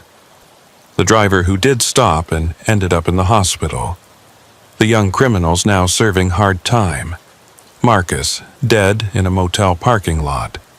And Luella and me, both ghosts now, haunting each other from a distance. Tom sends me coded messages sometimes through an old truckers forum we both know. Little updates about the industry, about drivers we both knew. He told me that stretch of Highway 287 where it all happened is different now. They've installed lights, emergency call boxes, regular patrol cars. Truckers call it the safest stretch of rural highway in Texas. But we both know the truth. Safety is an illusion. There's always someone waiting in the darkness, planning their next move, looking for the next victim. The only real safety comes from being too difficult to target, too much trouble to be worth it, or from being invisible. I still dream about driving sometimes, the hum of the engine, the rhythm of the road, the solitude of the cab. It was a good life, until it wasn't. Now I have a different life, smaller, quieter, always looking over my shoulder. But I'm alive. My family is safe. And every day that passes without incident feels like a tiny victory. Last week I saw a news article online. Female fugitive arrested in connection with multi-state trucking robbery ring. My heart stopped, but when I clicked through, it was someone else. Similar pattern, different people. Copycats maybe, or just convergent criminal evolution. The truth is, there will always be people like Luella and Josiah out there. Desperate, clever, willing to do whatever it takes to survive or thrive. And there will always be truckers like I was, alone on dark highways, carrying valuable cargo, vulnerable to anyone with a plan and the will to execute it. The only difference is that now those truckers know to not stop. Word spread after what happened to me and the others. Don't stop for breakdowns on rural highways at night. Call it in, but keep rolling. It's harsh, maybe even cruel to the genuinely stranded, but it's survival. I sometimes wonder what became of Luella Blackwood. Did she find a new crew, a new highway, a new scheme? Did she go straight, use that intelligence for something legal? Or is she still out there planning her revenge, waiting for the perfect moment? I'll probably never know, and maybe that's the real punishment for both of us. She'll never get her revenge, and I'll never stop looking over my shoulder. We're both serving life sentences, just in different prisons. My phone buzzes. Unknown number. I never answer those anymore, but I always listen to the voicemails. This one is just breathing for a few seconds, then a woman's voice, soft and familiar. Still running, Thaddeus? Then nothing. I check the number. It's from area code 287. Texas. Could be coincidence. Could be her. Could be my imagination making connections that aren't there. I delete the message and keep walking. There's work tomorrow, bills to pay, a life to maintain, even if it's not the life I planned. The sun is setting, painting the sky the same color as that night on the highway. Somewhere out there, truckers are starting their night runs, checking their mirrors, wondering what waits for them in the darkness. I whisper a quiet prayer for them, then disappear into the crowd.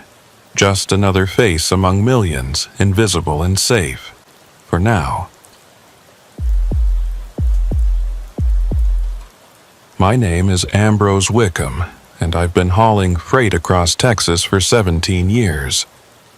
In that time, I've learned that truck stops at night are their own kind of wilderness. They might look civilized with their bright lights and 24-hour diners, but darkness has a way of bringing out the predators. Most nights, nothing happens. You park, you sleep, you move on. But sometimes, in those dead hours between midnight and dawn, you realize you're not as alone as you thought. It was late September, one of those nights where the Texas heat still clung to everything like a wet blanket, even after the sun went down. I was hauling a load of electronics from a distribution center in Houston to a chain of stores in El Paso. High-value cargo, the kind that makes you nervous at every stop. The manifest showed 47 flat-screen TVs, 24 laptops, and enough smartphones to stock a small store. Street value somewhere north of $100,000. The kind of load that draws attention if the wrong people know about it. I'd been driving for 9 hours straight when I finally pulled into the Crossroads truck stop, about 60 miles east of Fort Stockton. It wasn't my first choice. I usually preferred the bigger, busier stops where there's safety in numbers. But my eyes were getting heavy. That dangerous heavy where you catch yourself drifting and jerking awake. And Crossroads was the closest option. The place was exactly what you'd expect from a secondary truck stop on a lonely stretch of I-10. Cracked asphalt lot big enough for maybe 30 trucks, a squat concrete building housing a diner that had seen better decades, and a few gas pumps that looked like they hadn't been updated since the Clinton administration. The whole place was lit by sodium lights that turned everything a sickly orange color and created more shadows than they eliminated. There were only 5 other trucks in the lot when I pulled in around 11:30 p.m. I chose a spot on the outer edge, back to the fence, where I could see anyone approaching from the front and sides. Old habit from years of hauling valuable cargo. Never park in the middle where you're surrounded. Always leave yourself an exit route. I did my usual walk-around inspection, checking the seal on my trailer, making sure the padlock was secure, looking for any signs of tampering. Everything looked good. The other truckers were either asleep in their cabs or inside the diner. Normal night, normal stop. The diner was nearly empty when I went in. Just the night waitress, a weathered woman in her 50s who looked like she'd been working truck stop diners her whole life, and a security guard sitting in the corner booth. The guard caught my attention immediately. Most truck stops this size don't have security, especially not at night. He was an older guy, maybe early 60s, thin and wiry, with the kind of careful awareness that suggested he'd been in law enforcement at some point. The nameplate on his uniform read P. Dunmore. I ordered coffee and a sandwich, more to kill time and wake up fully than from any real hunger. The waitress, whose name tag said Betty, barely looked at me as she took my order. She had the 1,000-yard stare of someone who'd been working nights too long. "Security guard," I said, making conversation. "That new?" Betty glanced over at Dunmore, then back at me.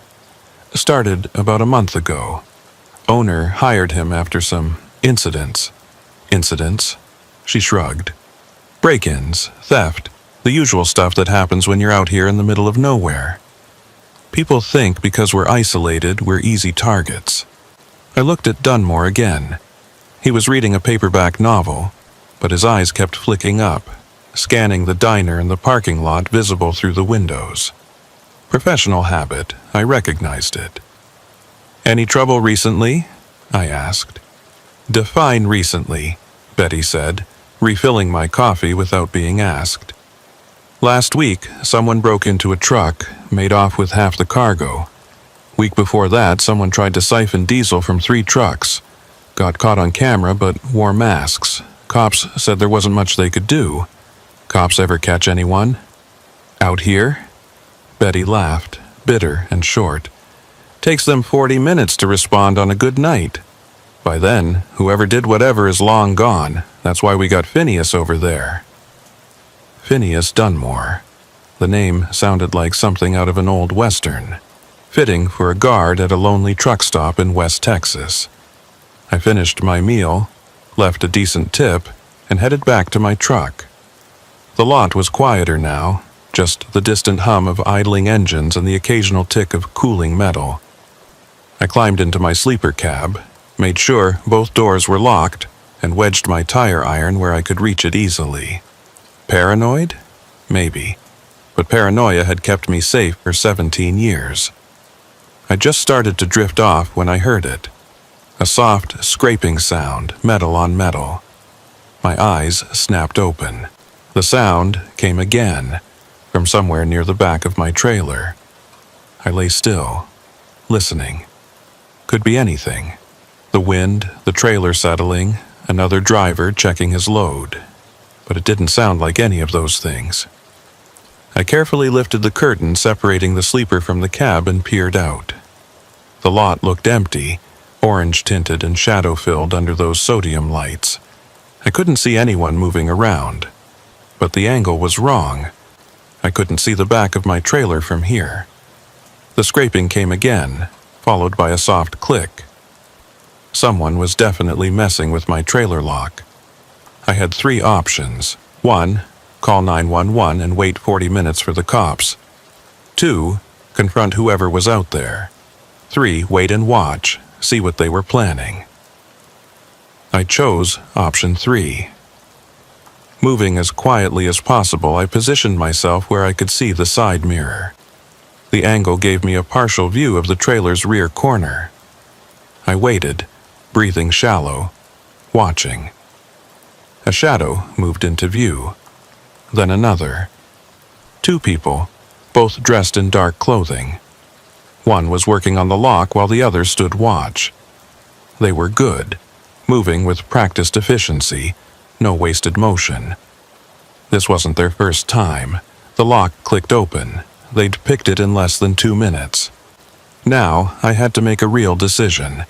If I confronted them now, it would be 2 against 1 in a dark parking lot. If I called for help, they'd be gone before anyone arrived. But if I let them enter the trailer, I might be able to trap them, get evidence, maybe even hold them until help came. I grabbed my phone and started recording video, propping it against the window to capture what I could see in the mirror. Then I watched as they opened my trailer doors. One of them climbed inside while the other kept watch. I could hear muffled voices but couldn't make out words. The one inside was using a flashlight, the beam occasionally sweeping across the trailer's interior.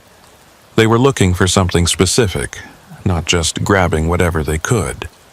That's when things got interesting. The security guard, Phineas Dunmore, appeared in my mirror. He was walking across the lot, flashlight in hand, heading straight for my truck. The lookout saw him and whistled, sharp and low. The one in the trailer immediately stopped moving. But instead of running, they waited.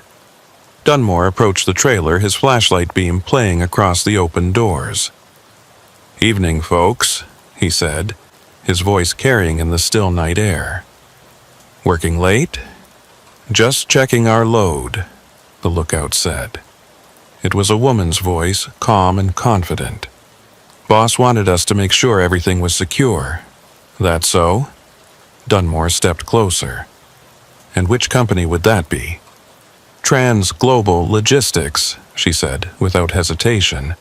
"Out of Houston. You can call dispatch if you want to verify." Dunmore laughed, soft and knowing. "Ma'am, I might be old, but I'm not stupid. This truck belongs to an independent operator named Wickham. Has for the past 6 years. Now, you want to try again? Or should we skip to the part where I call the real cops?" There was a moment of tense silence. Then the woman said something I couldn't hear, and Dunmore lowered his flashlight. "That's what I thought," he said. "You've got 5 minutes to clear out, and next time pick a different stop. This one's under new management." I watched in disbelief as the person in my trailer climbed out, and both figures walked away into the darkness. Dunmore stood there for a moment, then closed my trailer doors and did something with the lock. Then he walked away too, heading back to the diner like nothing had happened. What the hell had I just witnessed? I sat there for a good 10 minutes, trying to make sense of it. The security guard had caught thieves red-handed and just let them go. More than that, he'd seemed to know them. And that comment about the stop being under new management, what did that mean? I quietly opened my door and slipped out of the cab. The lot was silent again. I made my way to the back of my trailer, staying in the shadows. The doors were closed, but the lock was different. My padlock was gone, replaced with a newer, heavier one. When I tried my key, it didn't fit.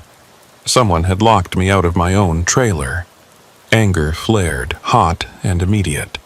I started back toward the diner, intent on confronting Dunmore, but stopped halfway. Something about this whole situation felt wrong. Dangerous wrong. If Dunmore was working with thieves, confronting him alone was stupid. But I couldn't just leave. I needed access to my cargo, and I needed answers. I circled back to my truck and called my dispatcher. It was after midnight, but Jerry always answered his emergency line. "Ambrose, what's wrong?" I explained the situation as quietly as I could. Jerry listened, then swore creatively for a solid 30 seconds. "You need to get out of there," he said. "Now, forget the cargo." "Jerry, that's $100,000 worth of—" "I don't care if it's $1 million. Something's not right. Get in your truck and drive. We'll deal with the insurance later. They changed my lock. I can't even verify the cargo is still there." "Ambrose, listen to me. 2 weeks ago, a driver named Mitchell stopped at that same stop. He called in saying someone was messing with his trailer. We found his truck the next morning, abandoned. He's still missing. Last week, another driver reported similar stuff. He drove off without his trailer, said it wasn't worth it. Now you. This isn't random." My blood went cold. "Why didn't anyone warn us?" "We did. Company-wide alert went out 10 days ago. Avoid the crossroads stop until further notice. Didn't you get it?" I hadn't. My phone had been acting up, missing emails, but that was beside the point now. "I'm calling the cops," I said. "And telling them what? That the security guard let someone go? That they changed your lock? You have proof of any of this?" I thought about the video I'd taken. Grainy, dark, probably showing nothing useful. Not really. Then get out, cut your losses and go. I wanted to argue, but Jerry was right. Something was happening here that was bigger than simple theft. But I also couldn't just drive away from $100,000 worth of cargo without at least trying to document what was happening. "Give me an hour," I said.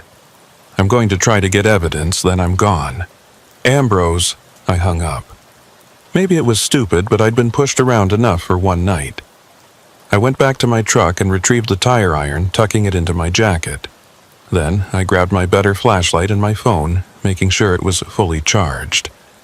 If I was going to do this, I was going to do it right. The diner was still lit up, and through the windows I could see Dunmore back in his corner booth, reading his book like nothing had happened. Betty was behind the counter, wiping it down with mechanical repetition. Everything looked normal, peaceful even. But I wasn't going in the front door. I circled around to the back of the building. Most truck stop diners have a rear entrance for deliveries and employee smoke breaks. This one was no different. The door was propped open with a brick, probably for ventilation. I could hear voices from inside, not from the dining area, but from somewhere else. An office, maybe, or a storage room. I crept closer, staying in the shadows. "Told you this was getting too risky," a man's voice was saying. That driver was awake. He saw everything. He saw nothing. That was the woman from earlier, the lookout.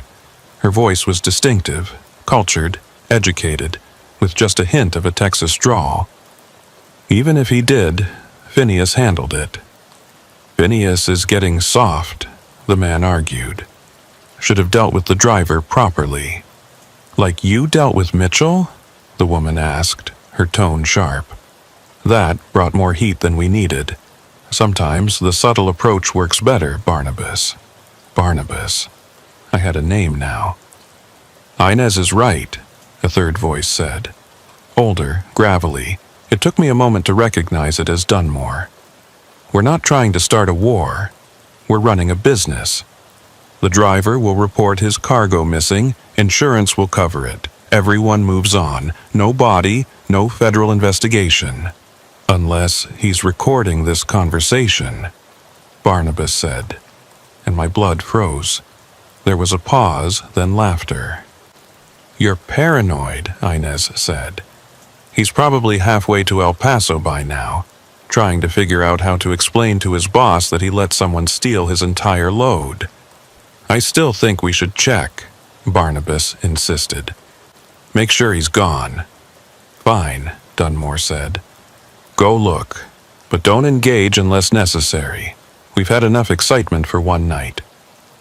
I heard footsteps coming toward the back door. I quickly retreated, ducking behind a dumpster just as the door opened fully. A man stepped out, tall, broad-shouldered, built like someone who was used to physical work. He had a flashlight in one hand and something else in the other. A gun, maybe, though I couldn't be sure in the dark. He walked toward the parking lot, sweeping his flashlight across the ground. I held my breath, pressing myself against the brick wall. The dumpster reeked, but it provided good cover.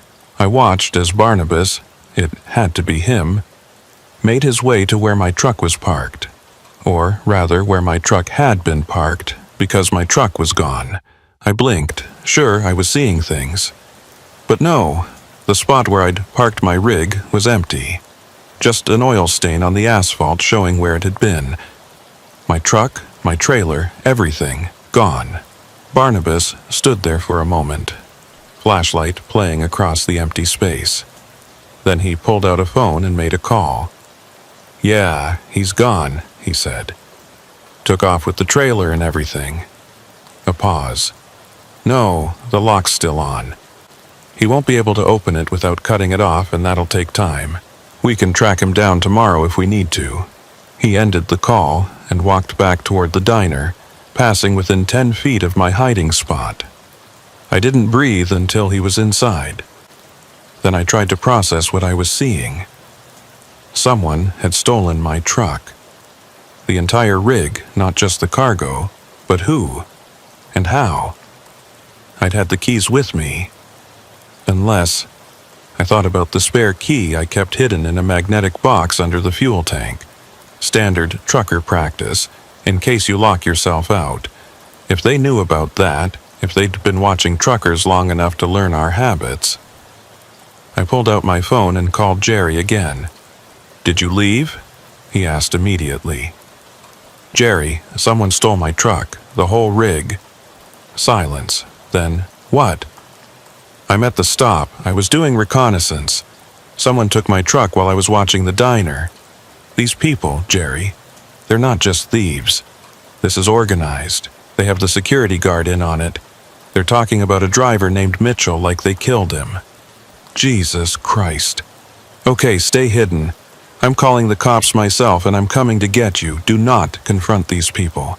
Do not let them see you. I'm behind the diner. There's a dumpster. Stay there. I'm 40 minutes out. I'm bringing backup. The line went dead. 40 minutes. I just had to stay hidden for 40 minutes. But then I heard something that changed everything. Check the back, Inez's voice from inside. Make sure he didn't leave anything behind. Last thing we need is some trucker's phone with GPS leading cops here. Footsteps again, coming toward the back door. Multiple sets this time. I couldn't stay behind the dumpster. They'd check there for sure. I looked around frantically for another option. The roof. There was a maintenance ladder bolted to the wall about 20 feet away. If I could reach it without being seen, I moved as quickly and quietly as I could, using the shadows for cover. I'd just reached the ladder when the back door opened again. I grabbed the rungs and climbed, trying not to let my boots scrape against the metal. The ladder was rusty, and several rungs felt loose under my weight, but it held. I'd just pulled myself onto the flat roof when flashlight beams started sweeping the area below. "Nothing here," Barnabas called out. "Check behind the dumpster," Inez ordered. I heard footsteps, then, "Clear." "Maybe he really did leave with his truck," Dunmore suggested. "Maybe," Inez said, but she didn't sound convinced. "Do a full sweep of the property. If he's hiding somewhere, I want him found." I pressed myself flat against the roof, which was still warm from the day's heat. It was covered in gravel and tar, with various ventilation units and air conditioning equipment scattered around. I crawled toward one of the larger AC units, putting it between me and the edge of the roof where the ladder was. From my elevated position, I could see the entire truck stop. The 5 trucks that had been there when I arrived were still parked in their spots. The gas pumps stood empty under their canopy, and there, at the far end of the lot, partially hidden behind a maintenance shed, was my truck. They hadn't stolen it and driven away. They'd just moved it, probably to make me think it was gone, to confuse me or flush me out. But why? What was their game? I pulled out my phone and started recording video again, panning across the entire scene. This was evidence, real evidence. The truck in its hidden location, the people searching for me, everything. That's when I noticed something else. One of the other trucks in the lot was being worked on.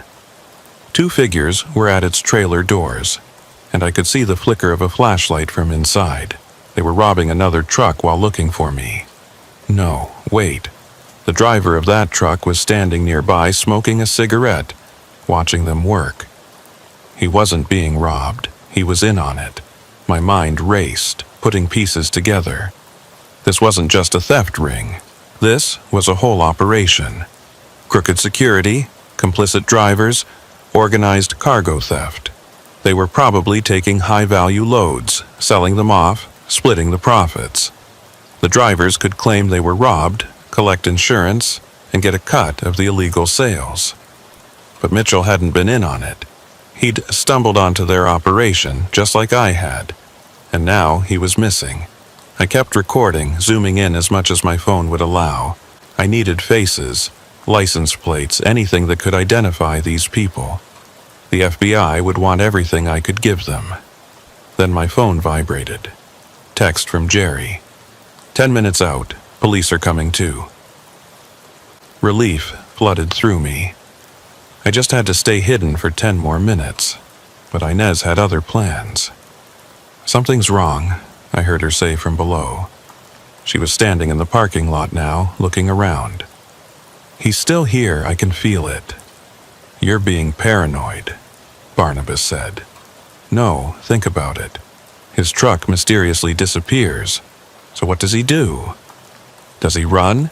Does he call the cops? No, he stays. Why would he stay unless he's trying to gather evidence? Maybe he's just an idiot, Dunmore suggested. Or maybe he's on that roof recording everything we're doing, Inez said, and my heart stopped. She was looking directly at the building, scanning the roof line. I pressed myself flatter against the gravel, not daring to move. "Barnabas, check the roof," she ordered. "The ladder's on the back wall." "Then use it." I heard boots on metal rungs. He was coming up. I had maybe 30 seconds before he reached the top. I looked around desperately for options. The roof was flat, nowhere to really hide except behind the AC units, and he'd check those first. There was another building about 15 feet away, too far to jump. The only other way down was the front of the building. There had to be another ladder, or at least a way to climb down the front. I crawled quickly across the roof, keeping low, gravel grinding under my hands and knees. I reached the front edge and looked over.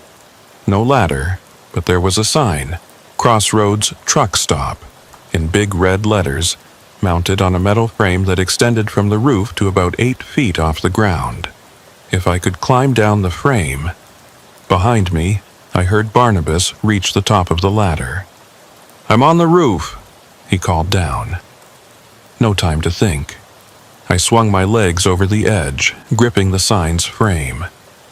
The metal was sharp, cutting into my palms, but I slid down as fast as I could. The sign swayed under my weight, making an ominous creaking sound. "He's on the front," Barnabas shouted. "Going down the sign." I let go and dropped the last few feet, landing hard on the concrete.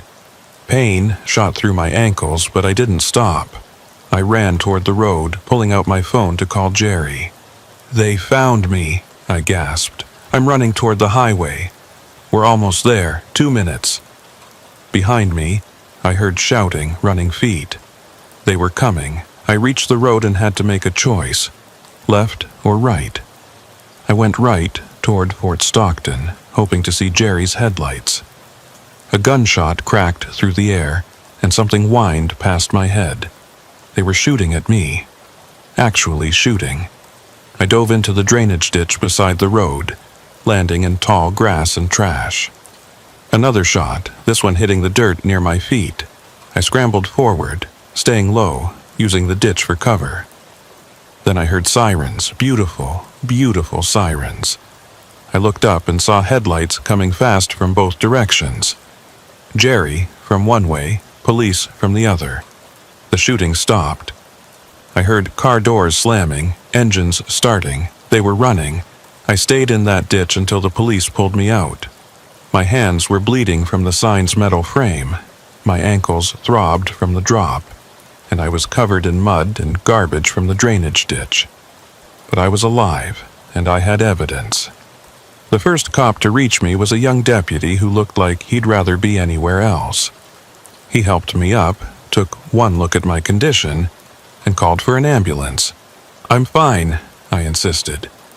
"But those people at the truck stop..." "Sir, please sit down. You're bleeding pretty bad."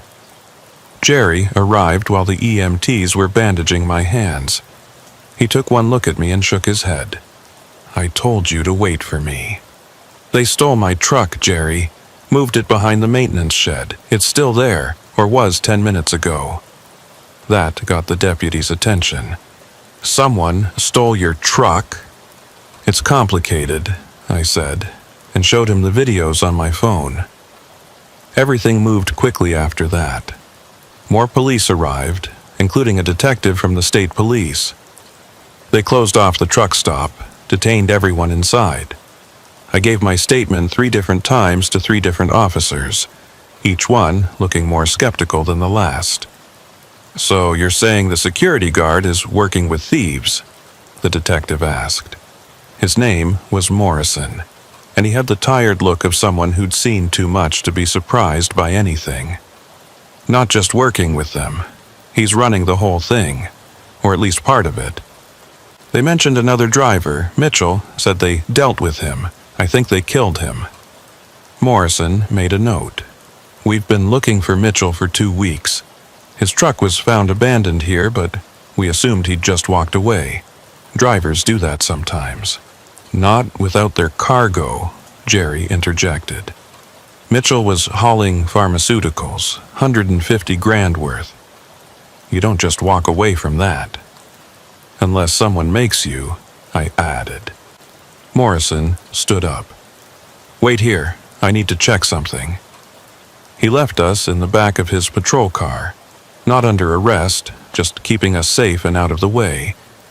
Through the windows, we could see officers searching the truck stop. They'd found my truck where I'd said it would be, and they were processing it for evidence. Then things got interesting. A black SUV pulled up, and 2 people in suits got out. FBI, from the look of them. They talked to Morrison, who pointed in our direction. The agents approached our car. Mr. Wickham, I'm Agent Sullivan. This is Agent Martinez. We'd like to ask you some questions. They took me to their vehicle, which was considerably more comfortable than the patrol car. Sullivan was older, maybe 50, with gray hair and sharp eyes. Martinez was younger, Hispanic, with an intensity that suggested she took her job very personally. We've been investigating cargo thefts along this corridor for 6 months, Sullivan began. What you stumbled onto tonight might be the break we've been looking for. So you knew about this? We suspected, but suspicion isn't evidence. Your videos, your testimony, they give us probable cause. Martinez pulled out a tablet and showed me a series of photos. Do you recognize any of these people? I studied them carefully. The 3rd photo made me stop. That's her, the woman at the truck stop. She called herself Inez. Inez Crowley, Martinez said. She's got a record going back 15 years. Fraud, theft, conspiracy. She's been off our radar for 2 years. And him, I pointed to another photo. That's Barnabas. He's the one who shot at me. Barnabas Merkrow, ex-military, discharged for smuggling weapons. He dropped off the grid 3 years ago. What about the security guard? Phineas Dunmore. Sullivan and Martinez exchanged glances. We don't have anything on a Phineas Dunmore. That name doesn't appear in any of our databases. He's probably using an alias, Martinez suggested. Or he's been very careful, Sullivan added. Tell us everything you heard them say. I went through it all again, every detail I could remember. They asked specific questions about the truck stop, the other drivers who were there, the setup of the operation. By the time we finished, the sun was coming up, painting the desert in shades of orange and pink. We're going to need you to testify, Sullivan said. This could be a major case. What about my safety? These people know who I am. They have my truck, my information. We can arrange protection, safe house, security detail, whatever you need. But I was thinking about Mitchell. Protection hadn't helped him. Morrison returned with news. They'd arrested Inez Crowley and 2 other people at the truck stop, but Barnabas Merkrow and Phineas Dunmore were gone, disappeared into the desert like smoke. We found blood in the maintenance shed, Morrison added quietly. Human blood, about 2 weeks old. We're running DNA tests. Mitchell. It had to be. They impounded my truck as evidence, which meant I was stuck in Fort Stockton while the investigation proceeded. The FBI put me up in a motel, a different one, with an agent parked outside. Jerry stayed too, dealing with insurance and trying to figure out how to explain to our clients why their electronics wouldn't be delivered on time. That evening, I was lying on the motel bed, trying to process everything that had happened, when my phone rang. Unknown number. I almost didn't answer, but curiosity won. Hello? Mr. Wickham. The voice was old, gravelly. Phineas Dunmore. I thought we should talk. I immediately started recording the call. How did you get this number? That's not important. What's important is that you understand your situation. My situation is that you tried to kill me. That was Barnabas, not me. He's always been too aggressive. It's why this operation fell apart. The operation where you rob and murder truckers? Dunmore sighed. We never meant for anyone to get hurt. It was supposed to be simple. Drivers would report their cargo stolen. Insurance would pay out. Everyone would move on. Some drivers even got a cut for cooperating. And Mitchell? There was a long pause. Mitchell was a mistake. He saw too much, panicked, tried to run. Barnabas caught him. I didn't know what he'd done until it was too late. You killed him. Barnabas killed him. I just didn't stop it. There's a difference. Not to Mitchell. No, Dunmore agreed quietly. Not to him. Why are you calling me? To warn you. Barnabas blames you for everything falling apart. He's not stable, Mr. Wickham. Never has been, really. But I kept him in check. Now, without the operation to focus on, without me to control him, he's going to come after you. Let him try. The FBI is protecting me. Dunmore laughed, bitter and knowing.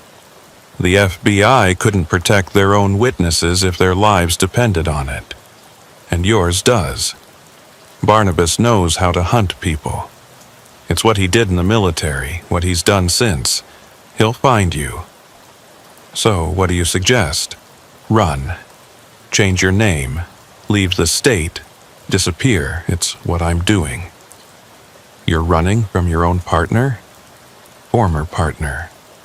And yes, Barnabas doesn't handle betrayal well, and in his mind everyone betrayed him tonight.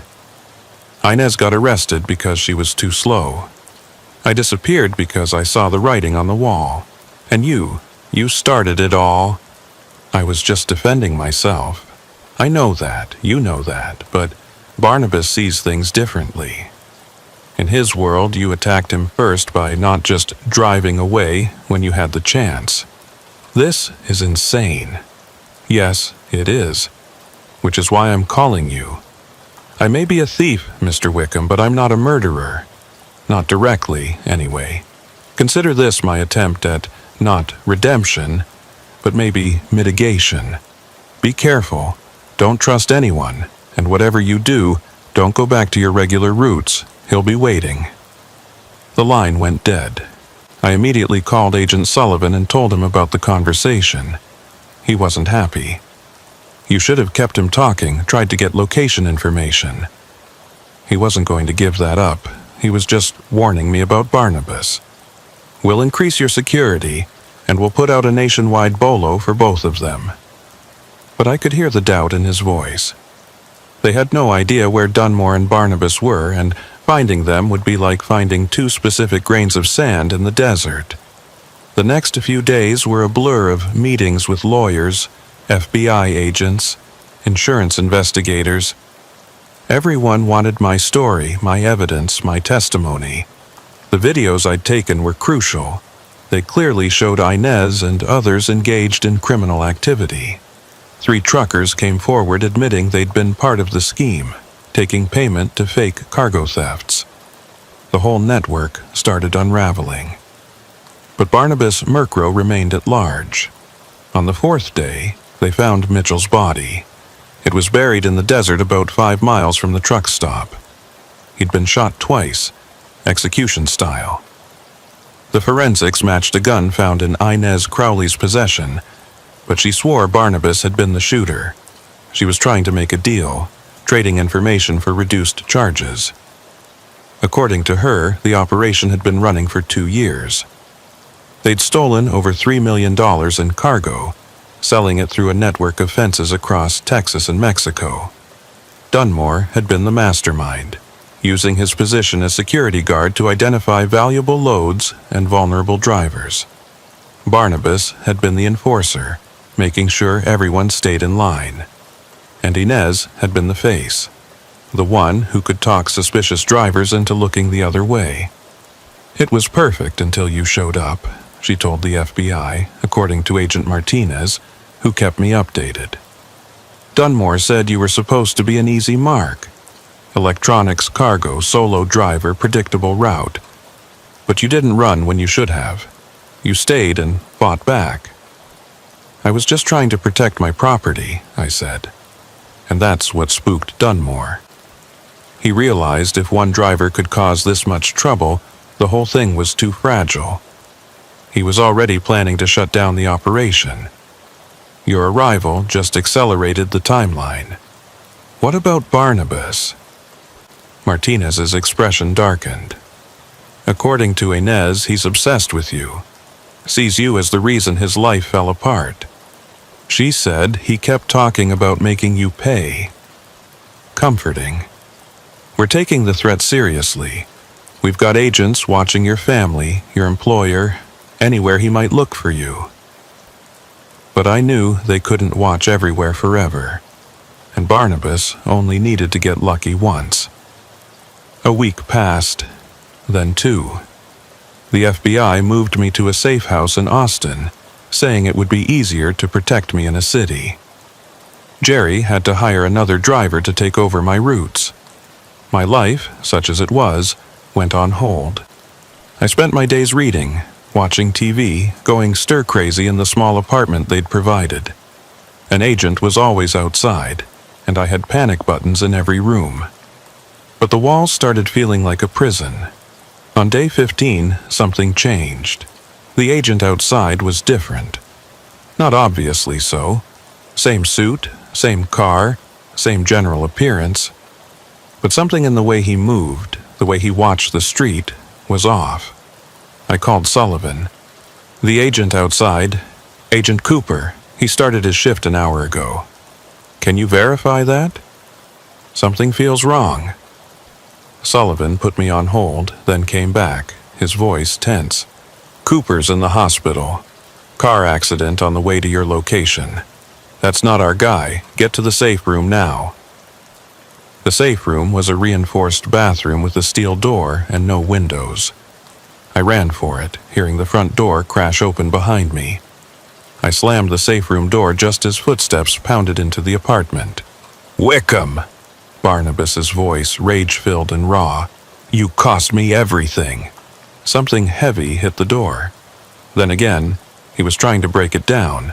I called 911, gave them the address, told them there was an armed intruder.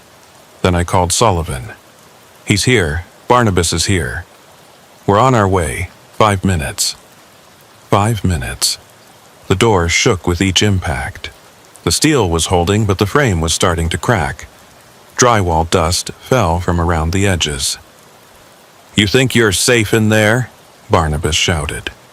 I've got all day, and when I get through this door, we're going to have a long conversation about consequences. Another impact. The frame cracked more. A few more hits, and he'd be through. I looked around the safe room for anything I could use as a weapon. There was a heavy flashlight, a fire extinguisher, and a toolkit someone had left behind. I grabbed a wrench, knowing it wouldn't do much good against someone with Barnabas's training. You know what the funny part is? Barnabas said, his voice calmer now, which was somehow worse. If you'd just let us rob you that night, none of this would have happened. Mitchell would be alive, I'd be rich. You'd have filed an insurance claim and moved on, but no, you had to be a hero. I was just protecting your property, I know. Inez told me, you truckers and your goddamn property, like those electronics were worth dying for. Another hit, the door frame split. One more good hit, and he'd be through. Then I heard sirens, multiple sirens, getting closer. Sounds like the cavalry's coming, I called out. You should run. Not without finishing this. The door unloaded inward. Barnabas stood in the opening, gun in hand, face twisted with rage. He was bigger than I'd realized, broader, with the kind of muscles that came from practical strength, not gym work. His eyes were wild, desperate. Drop the wrench, he said. I dropped it. You know, I spent 2 weeks planning this. 2 weeks figuring out where they'd hide you, how to get past their security. All because you couldn't just drive away. Killing me won't bring back your operation. No, but it'll make me feel better. The sirens were right outside now. I heard car doors slamming, shouting voices. FBI, drop your weapons and come out. Barnabas smiled, cold and final. Looks like neither of us is walking out of here. He raised the gun, and I dove sideways just as he fired. The bullet punched into the wall where I'd been standing. I rolled behind the toilet, terrible cover but better than nothing. Another shot, this one shattering porcelain. Then the apartment door crashed open again. FBI, drop the weapon! Barnabas spun toward them, gun raised. The agents fired, multiple shots, loud and final. Barnabas crumpled, his gun clattering across the tile floor. I stayed behind the ruined toilet, hands over my head, until Agent Sullivan pulled me up. You okay? I looked at Barnabas. He was still alive, but barely. Blood pooled beneath him, and his breath came in short, wet gasps. His eyes found mine, and for a moment, I saw something besides rage. Regret, maybe, or just exhaustion. Should have driven away, he whispered. Then his eyes went blank. The rest was aftermath. Statements, reports, more statements. The FBI moved me again to a different city this time. The case against Inez and the others proceeded. She got 15 years, the others got 5 to 10. The trucking company's insurance covered the stolen cargo. Phineas Dunmore was never found. Sometimes I wonder if he's out there somewhere, running another scam under another name. Or maybe he really did disappear, became someone else entirely. But I couldn't stay hidden forever. After 3 months, I told the FBI I was done with protective custody. The threat was over. Barnabas was dead. The others were in prison. It was time to get back to my life. Jerry rehired me immediately, though he put me on different routes. No more overnight runs through isolated areas. Day trips only, well-traveled highways, regular check-ins. It wasn't the same as before. I was always watching my mirrors, always checking my locks, always suspicious of other drivers at truck stops. 6 months later, I was making a delivery in San Antonio when I stopped at a small diner for lunch. It was a nothing place, the kind you forget as soon as you leave. I was sitting at the counter, eating a sandwich when someone sat down next to me. I glanced over and froze. It was an old man, thin and weathered, with careful eyes and gray hair. He looked different. Beard gone, hair cut short, wearing glasses, but I knew him instantly. Phineas Dunmore. "Hello, Mr. Wickham," he said quietly. "Don't make a scene." My hand went to my phone, but he shook his head slightly. "I'm not here to hurt you. I just wanted to apologize and to warn you." "Warn me about what?" "Barnabas is dead." Barnabas had friends, people from his military days. They blame you for his death. That's not, I know, but they don't care about fairness. They care about revenge. He slid a piece of paper across the counter, a list of names and descriptions. "These are the ones I know about," he said. "There might be others. Watch for them." "Why are you telling me this?" He was quiet for a moment, stirring sugar into his coffee. "Because I'm partly responsible for what happened to you. If I hadn't run that operation, if I hadn't let Barnabas get involved, none of this would have happened. You could turn yourself in, testify, help the FBI catch these people." He smiled sadly. "I'm not that noble, Mr. Wickham. I'm a survivor, always have been, but I'm also not a monster. Consider this my way of balancing the scales a little." He stood up, left a 20 on the counter. "Take care of yourself," he said. "And remember, The most dangerous threats are the ones you don't see coming. Then he walked out, and I never saw him again. I called the FBI immediately, told them about the encounter. They searched the area but found nothing. Dunmore had vanished again, like smoke in the wind. But the list he gave me was real. The FBI verified 3 of the 5 names as former military associates of Barnabas. They were all considered dangerous, all had grudges, and all were potential threats. So, my life became a series of precautions. Different routes every week, random stops, never sleeping in the same place twice, always watching, always ready to run. It's exhausting living like prey, but I'm still driving, still hauling freight across Texas, because that's what I do, who I am. Barnabas and his crew tried to take that from me, but they failed. I survived. The truck stops at night are still their own kind of wilderness. Predators still hunt there looking for easy prey, but I'm not easy prey anymore. I know what to look for, what to listen for, the subtle signs that something's not right. And sometimes, on long, empty stretches of highway, I think about that night at the Crossroads truck stop. How close I came to disappearing like Mitchell. How a split-second decision to check on my cargo instead of just driving away changed everything. Jerry says I'm paranoid now. Maybe he's right. But paranoia has kept me alive this long. Last month, I was at a truck stop near Odessa when I noticed something. A security guard, watching the parking lot. He was young, alert, professional. Everything Dunmore had pretended to be. As I walked past, he nodded. "Evening, sir. Everything secure?" "So far," I said. "Good. We've had some trouble recently, theft attempts. We're being extra careful." I studied him for a moment. Clean uniform, genuine ID badge, none of the careful calculation I'd seen in Dunmore's eyes. "Good," I said. "Can't be too careful these days." "No, sir, you can't." I went back to my truck, did my walk-around inspection, checked my locks. Everything was secure. But I still didn't sleep well that night. I never do anymore. 3 years have passed since that night at the Crossroads truck stop. 3 years of constantly looking over my shoulder, of jumping at unexpected sounds, of treating every new face with suspicion. The FBI told me the immediate danger was over when Barnabas died, but Dunmore's warning about Barnabas's friends proved more prophetic than anyone wanted to admit.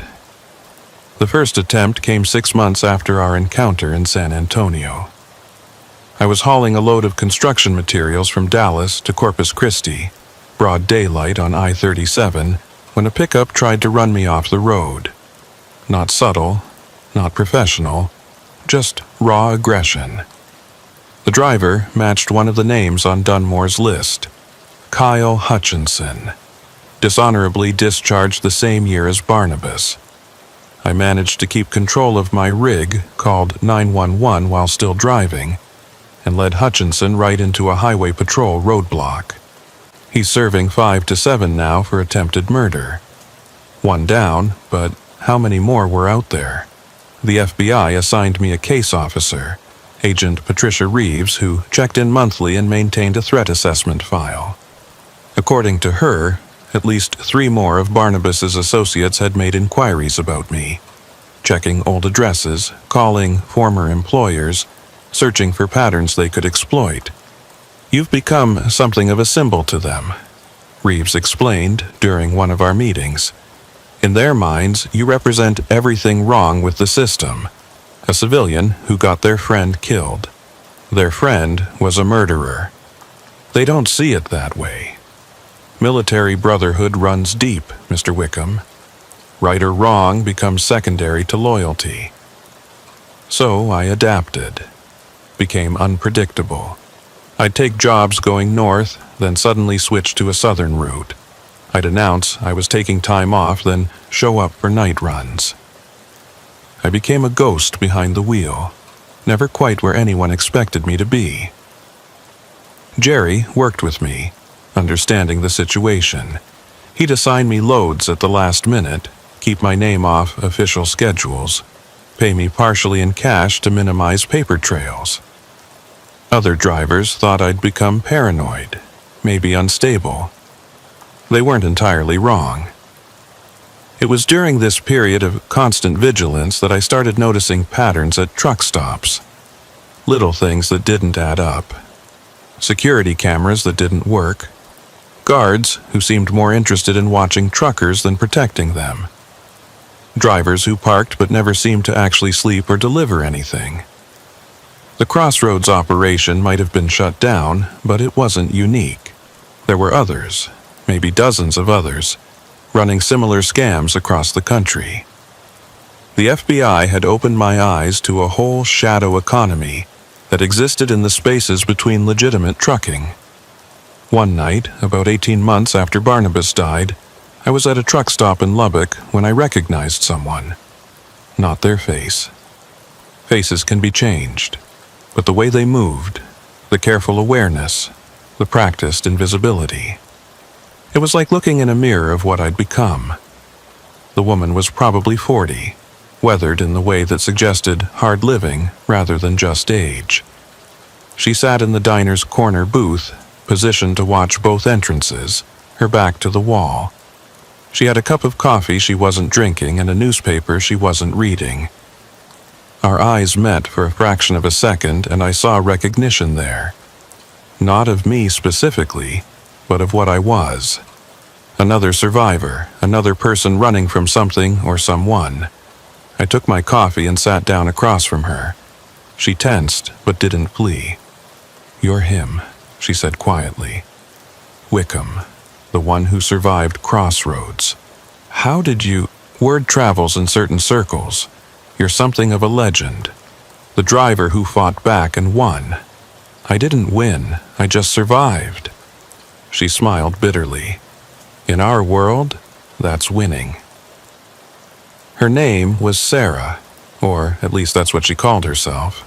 She'd been a driver too, until she'd witnessed something she shouldn't have at a truck stop in New Mexico. Drug deal gone bad, 3 people dead, and she'd had the misfortune of being parked next door. "They let me go," she said. "Told me to forget what I saw, but you can't forget something like that. And they knew it, so I've been running ever since." "How long?" 2 years, maybe 3. Time gets fuzzy when you're always moving. We talked for an hour. 2 people who understood each other's reality in a way normal people couldn't. She gave me tips on staying hidden, places to avoid, signs to watch for. I shared what I'd learned about changing patterns, staying unpredictable.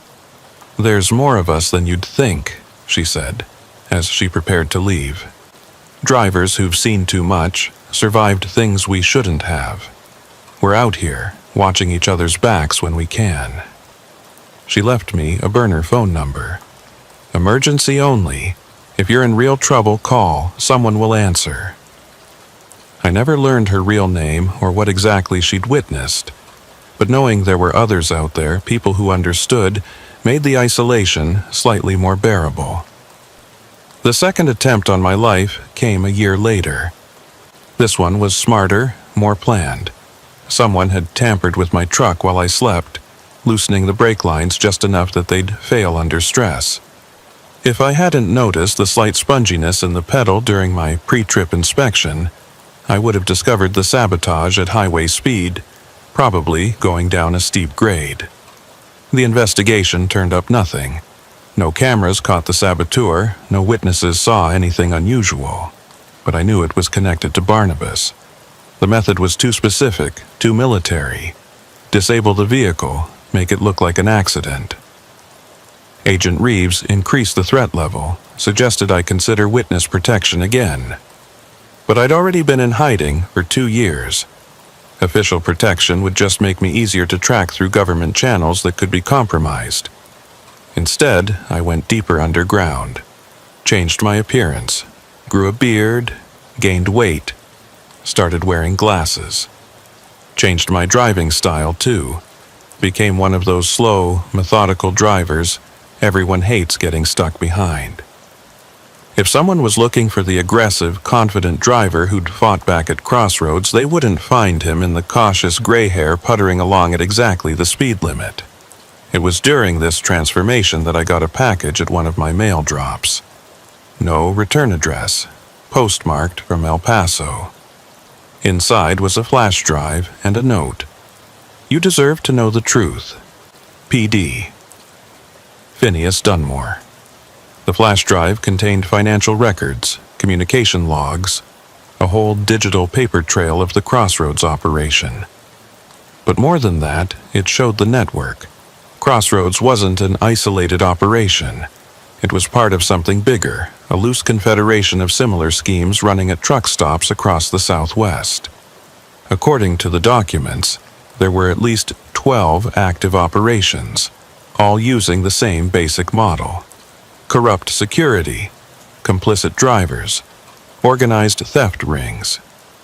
They shared resources, information, even personnel. Barnabas had worked with 3 different groups before joining Dunmore.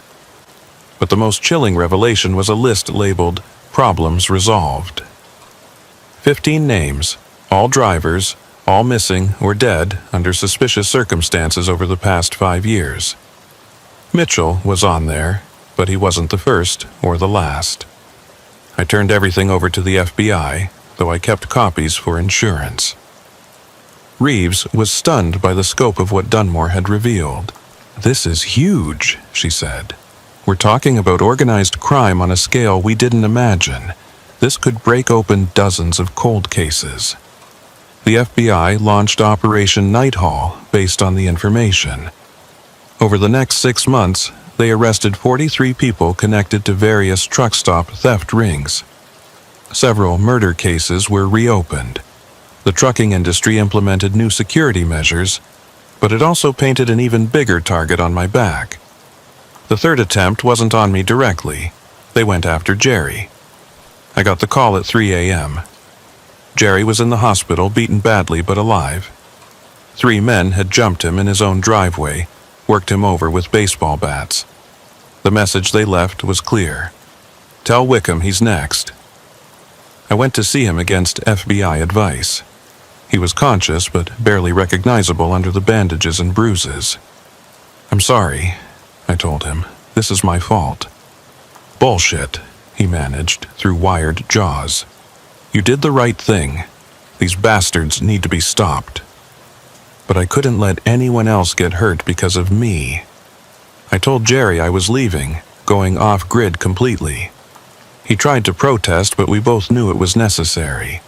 I sold everything I couldn't carry, converted my assets to cash and cryptocurrency, and bought an old RV under an assumed name. If I couldn't be safe as a trucker, maybe I could disappear as just another retiree wandering the country. For 6 months it worked. I stayed in RV parks and campgrounds, never more than a few days in one place. I avoided truck stops entirely, forgot what it felt like to be behind the wheel of a big rig. Started to think maybe I could have something approaching a normal life. Then I saw the news report. Phineas Dunmore had been found dead in a motel room in Phoenix. The official cause was heart attack, but the timing was suspicious. He'd died just days after the last of the Operation Nighthall arrests. I knew better than to believe in coincidences. Someone was cleaning house, eliminating loose ends. Dunmore had provided information that brought down the network. Now he was dead, which meant I was probably next on the list. I reached out to Sarah using the emergency number she'd given me. She answered on the second ring. "I heard about Dunmore," she said without preamble. "You need to run." "I am running, have been for years." "No, you need to really run. Leave the country if you can. There's a cleaner working through everyone connected to Nighthall." A cleaner? Professional assassin. Someone hired to eliminate witnesses and informants.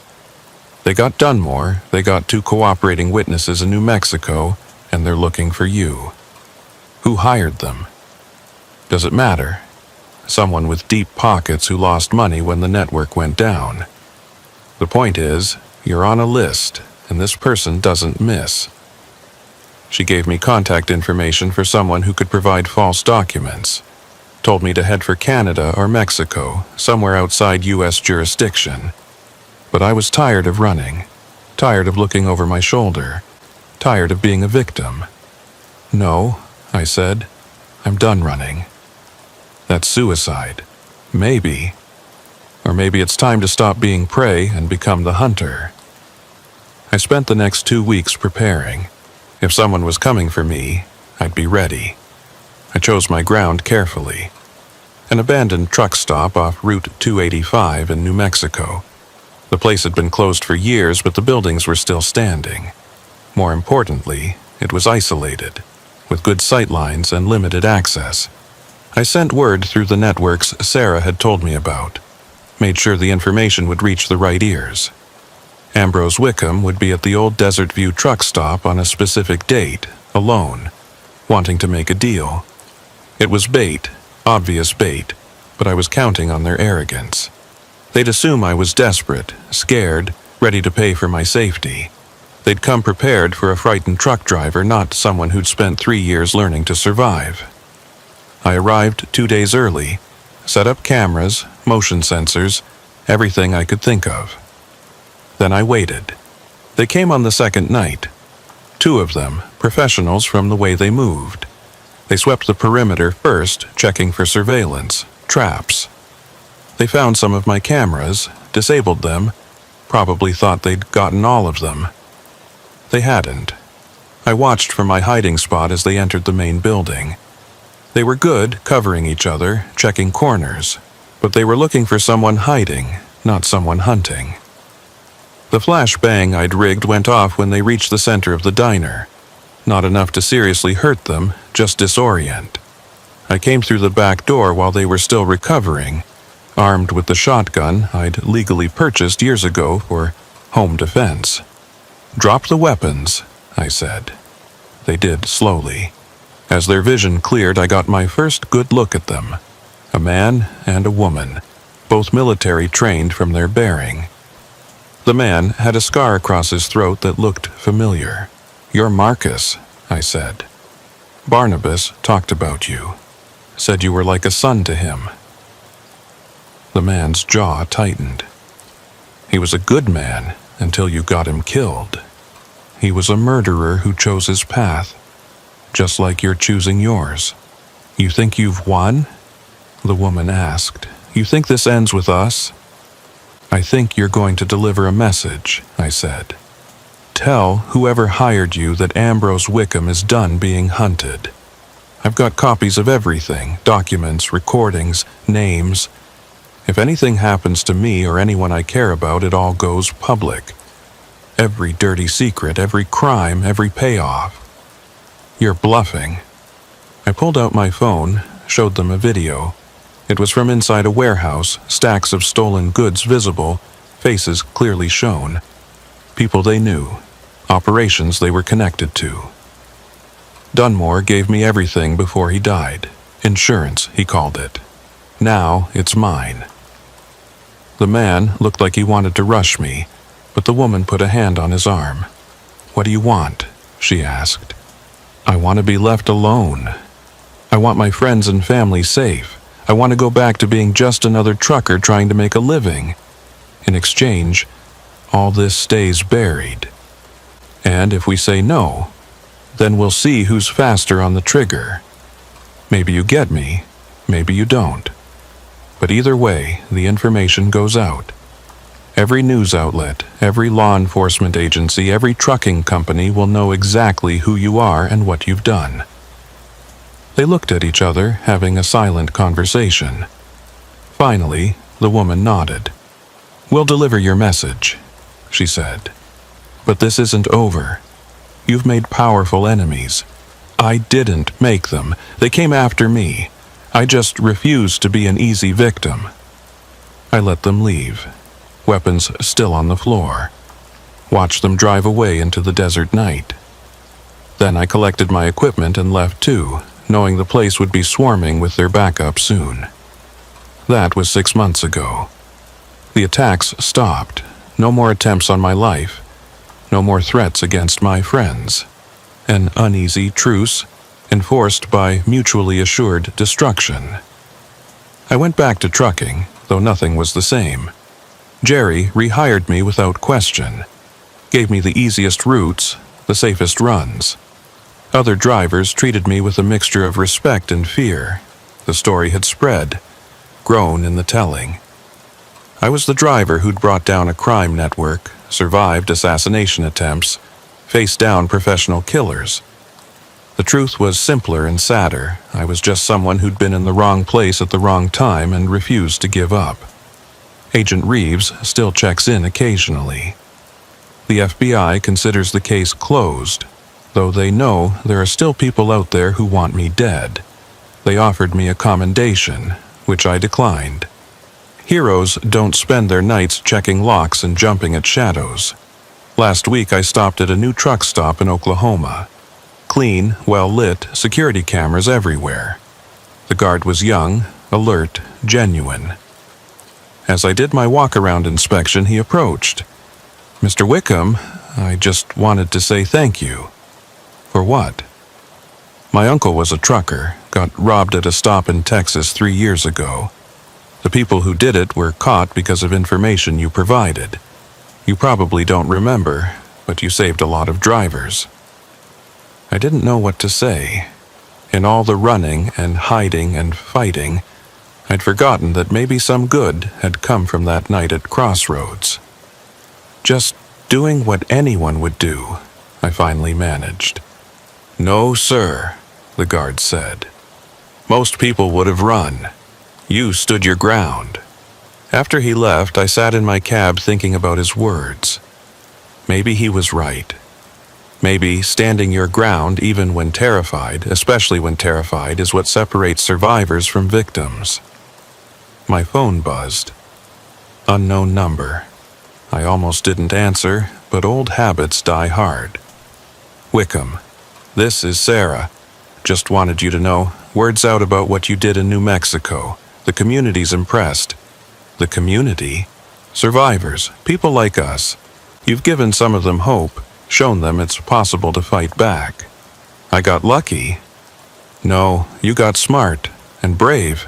That combination is rare." After she hung up, I started my engine and pulled back onto the highway. The road stretched ahead, dark and full of hidden dangers. But for the first time in 3 years, I wasn't looking in my mirrors more than I was looking forward. The truck stops at night are still wilderness. Predators still hunt there, but now they know that sometimes the prey bites back. Sometimes a simple trucker trying to make an honest living turns out to be more dangerous than they expected. I still check my locks, still vary my routes, still keep weapons within reach. The paranoia that Jerry noticed has become part of who I am, woven into my DNA through years of constant vigilance. But I'm still driving, still hauling freight across Texas and beyond. Because that's what I do. That's who I am, and no amount of threats or violence is going to change that. Sometimes I think about that night at Crossroads, about the moment I decided to investigate instead of just driving away. It would have been easier to leave, to let them steal whatever they wanted. But easier isn't always right.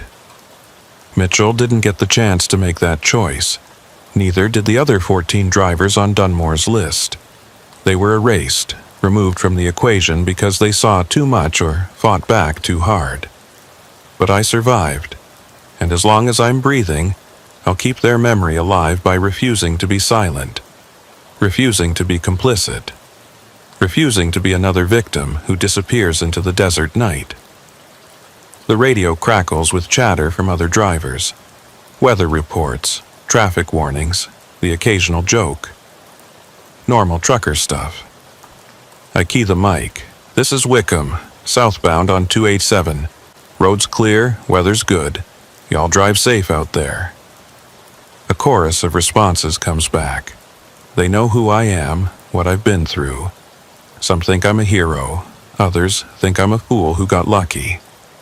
The truth, as always, is somewhere in between. But I'm still here, still driving, still watching the shadows at truck stops and wondering who's watching back.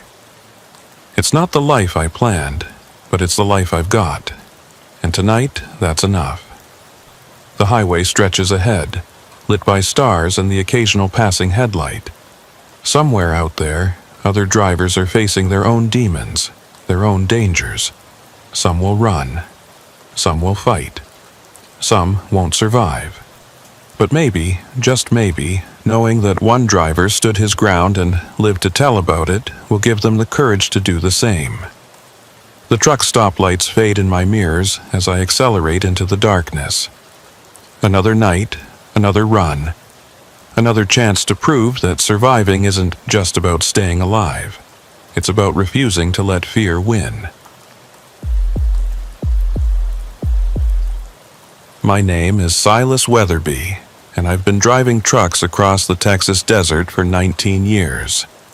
In all that time, I thought I'd seen everything the lonely highways could throw at a man. Drug runners using truckers as unwitting mules. Desperate people trying to cross borders hidden in cargo holds. Even the occasional serial killer using rest stops as hunting grounds. But what happened on Highway 90 between Del Rio and Sanderson in the summer of 2023 taught me that some horrors are purely human, and those are the ones that truly break you. I was hauling a refrigerated load of medical supplies from San Antonio to a clinic in Presidio, right on the Mexican border. It wasn't my usual run. I typically stayed north of Austin, but the pay was triple rate due to the urgency and the remote destination. The clinic had suffered a fire that destroyed their storage facility, and they needed immediate resupply or they'd have to shut down. Emergency antibiotics, insulin, vaccines, the kind of cargo where delays meant people died. The dispatcher at Med Hall Logistics, a nervous woman named Pamela, had been very specific about the route and timeline. Take 90 west through Del Rio, then 285 south to Presidio. Do not stop except for fuel. Do not deviate from the route. Deliver by 6 a.m. tomorrow or the whole shipment goes bad. That's a tight window, I'd said, calculating the hours. Leaves no room for error. That's why we're paying triple, she replied. And Silas, be careful out there. We've had some incidents on that route recently. What kind of incidents? She hesitated. Drivers not making deliveries. Equipment failures, just be careful. I should have pressed for more information. Should have recognized the warning signs. But triple rate clouded my judgment, and I'd driven through worse areas without incident. I left San Antonio at 4 p.m., figuring I'd hit the loneliest stretch of highway right around midnight. The reefer unit was running perfectly, keeping the cargo at a steady 36 degrees. My old Kenworth W900 was in the best shape it had been in years. New tires, fresh oil change, brakes adjusted perfectly. I'd even cleaned out the cab, something I only did for long hauls. The first 3 hours were uneventful. I passed through Castroville, Uvalde, and was approaching Del Rio as the sun started setting. The desert took on that golden-orange glow that photographers love, but truckers know means you're about to lose visibility. I stopped for fuel in Del Rio, topped off the tanks, grabbed a thermos of coffee, and checked the reefer unit again. Still running perfectly. It was just after 8 p.m. when I turned onto the stretch of Highway 90 that runs between Del Rio and Sanderson. 90 miles of nothing but desert, scrub brush, and the occasional ranch road leading off into darkness. No towns, no services, just 2 lanes of worn asphalt cutting through some of the most desolate country in Texas. The first thing I noticed was the lack of traffic. Usually, even on lonely highways, you'd pass another vehicle every 10 or 15 minutes. But that night, nothing. Not a single headlight in either direction for the first hour. Just me, the road, and the endless desert. My CB radio was on, but silent. I tried raising other truckers a few times. Breaker, breaker, this is northbound on 90. Anybody out there? But got nothing back, not even static, just dead air like the radio wasn't working. But the lights showed it was on, and I'd used it successfully earlier in the day. Around mile marker 420, things started feeling wrong. It wasn't anything specific at first, just a creeping sense of unease. The kind of feeling you get when you're being watched but can't see anyone. I kept checking my mirrors, expecting to see headlights following me, but there was nothing. Just darkness. Then I saw the first abandoned vehicle. It was pulled off on the shoulder, a white van with what looked like medical markings on the side. As my headlights swept across it, I could see the doors were open, interior lights still on, but nobody around.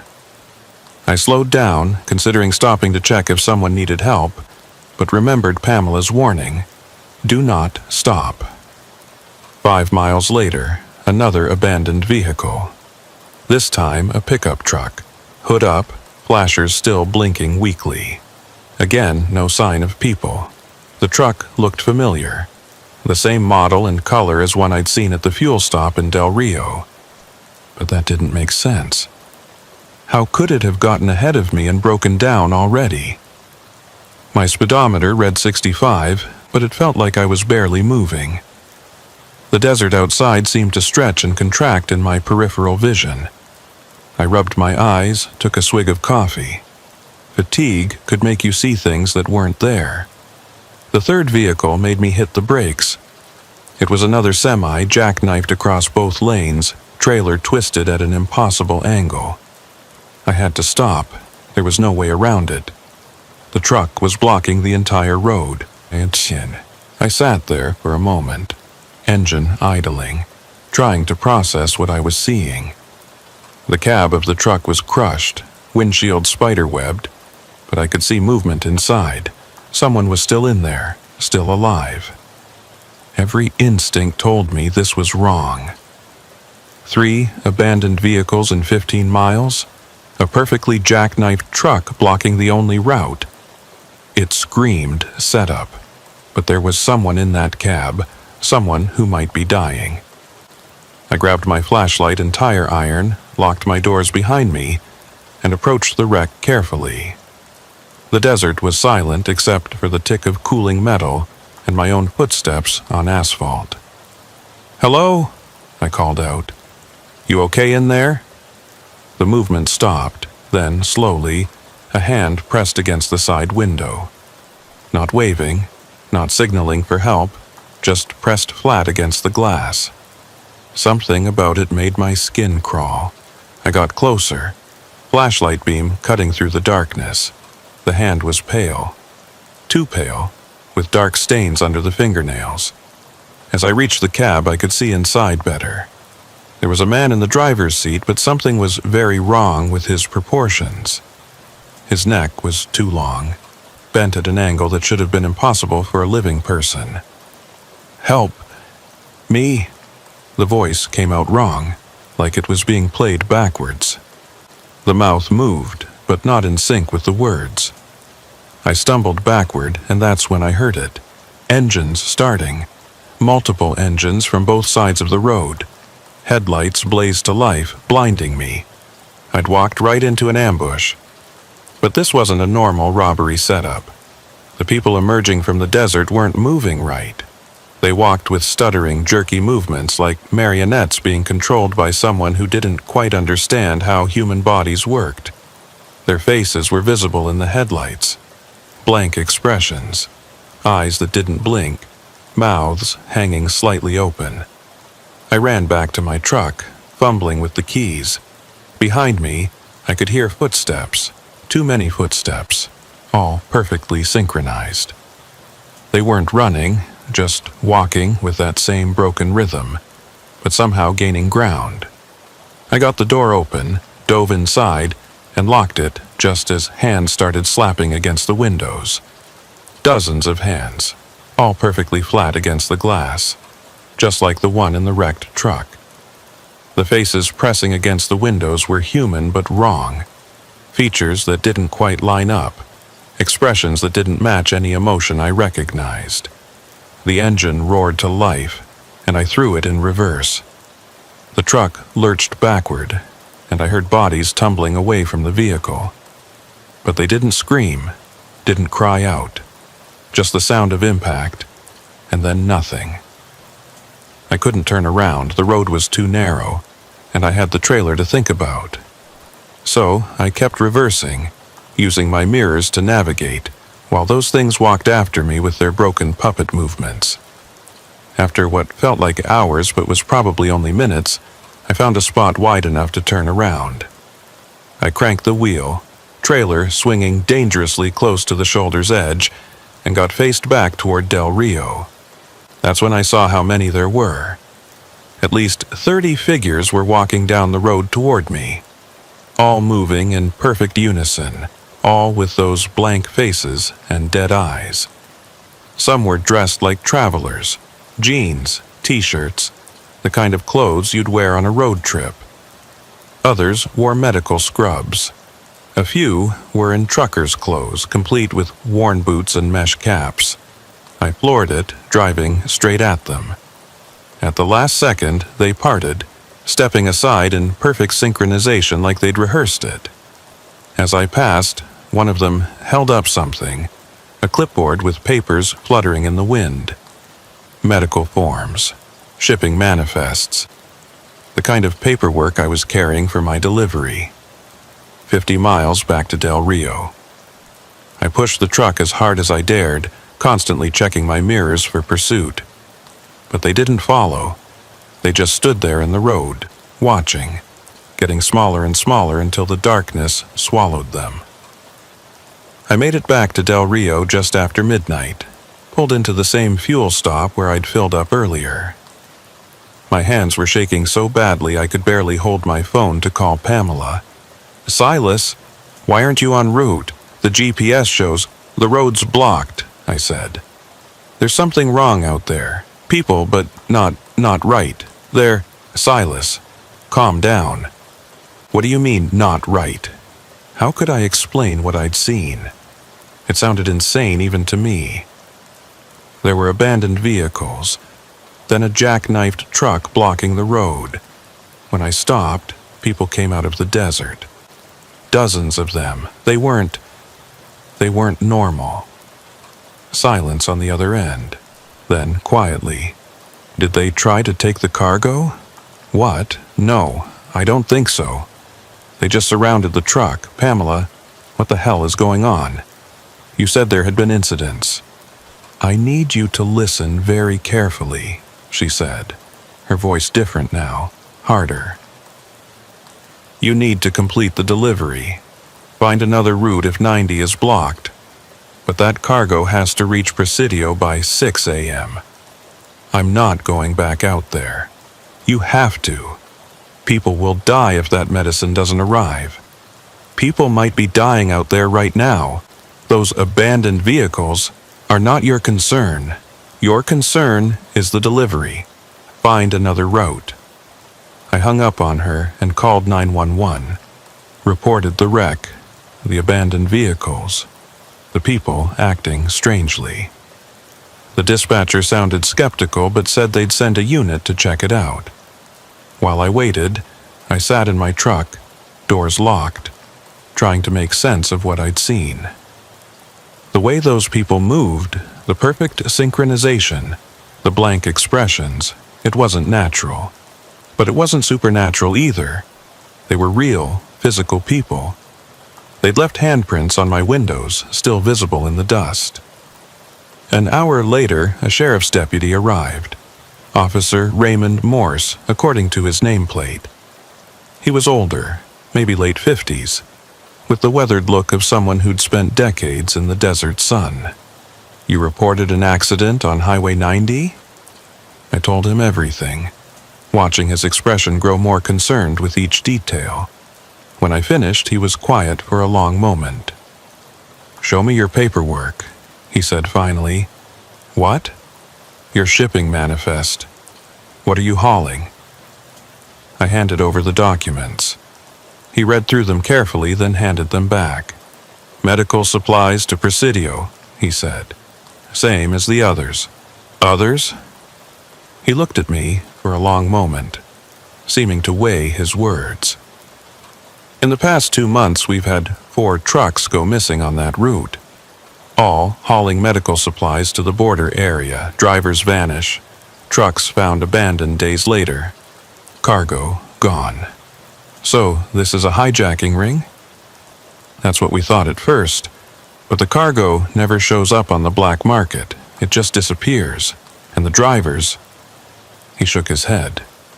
We found one 3 weeks ago, walking along the highway in the middle of the day.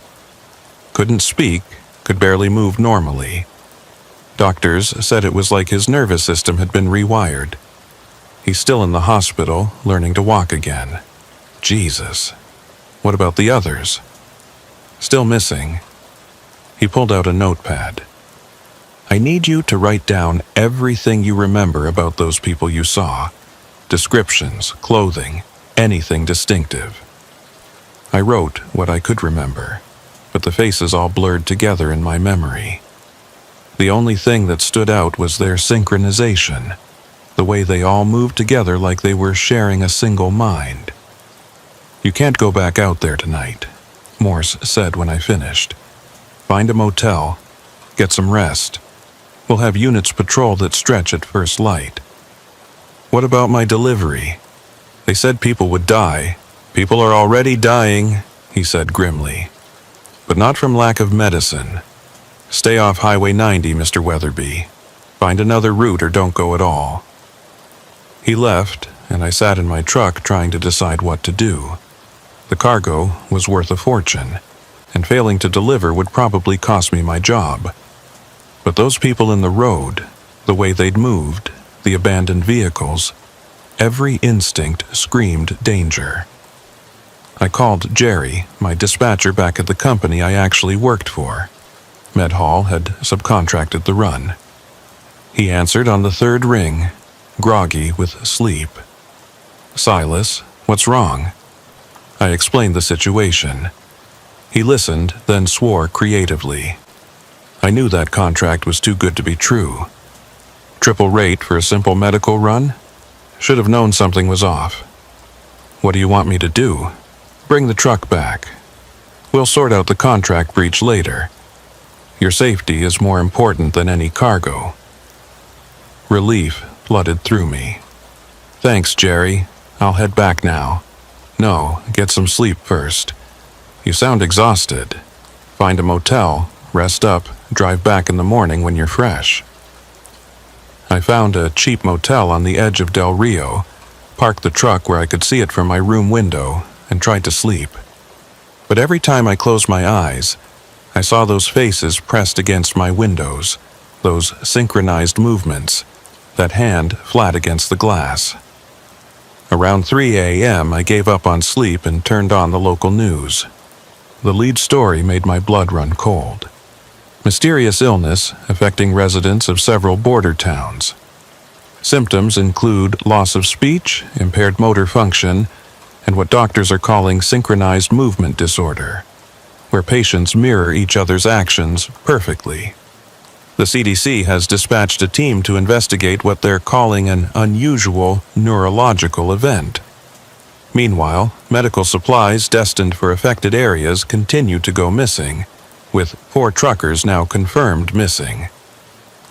The footage showed a hospital ward where 5 patients sat in beds, all turning their heads in perfect unison to look at the camera. Their faces had the same blank expression I'd seen on the highway.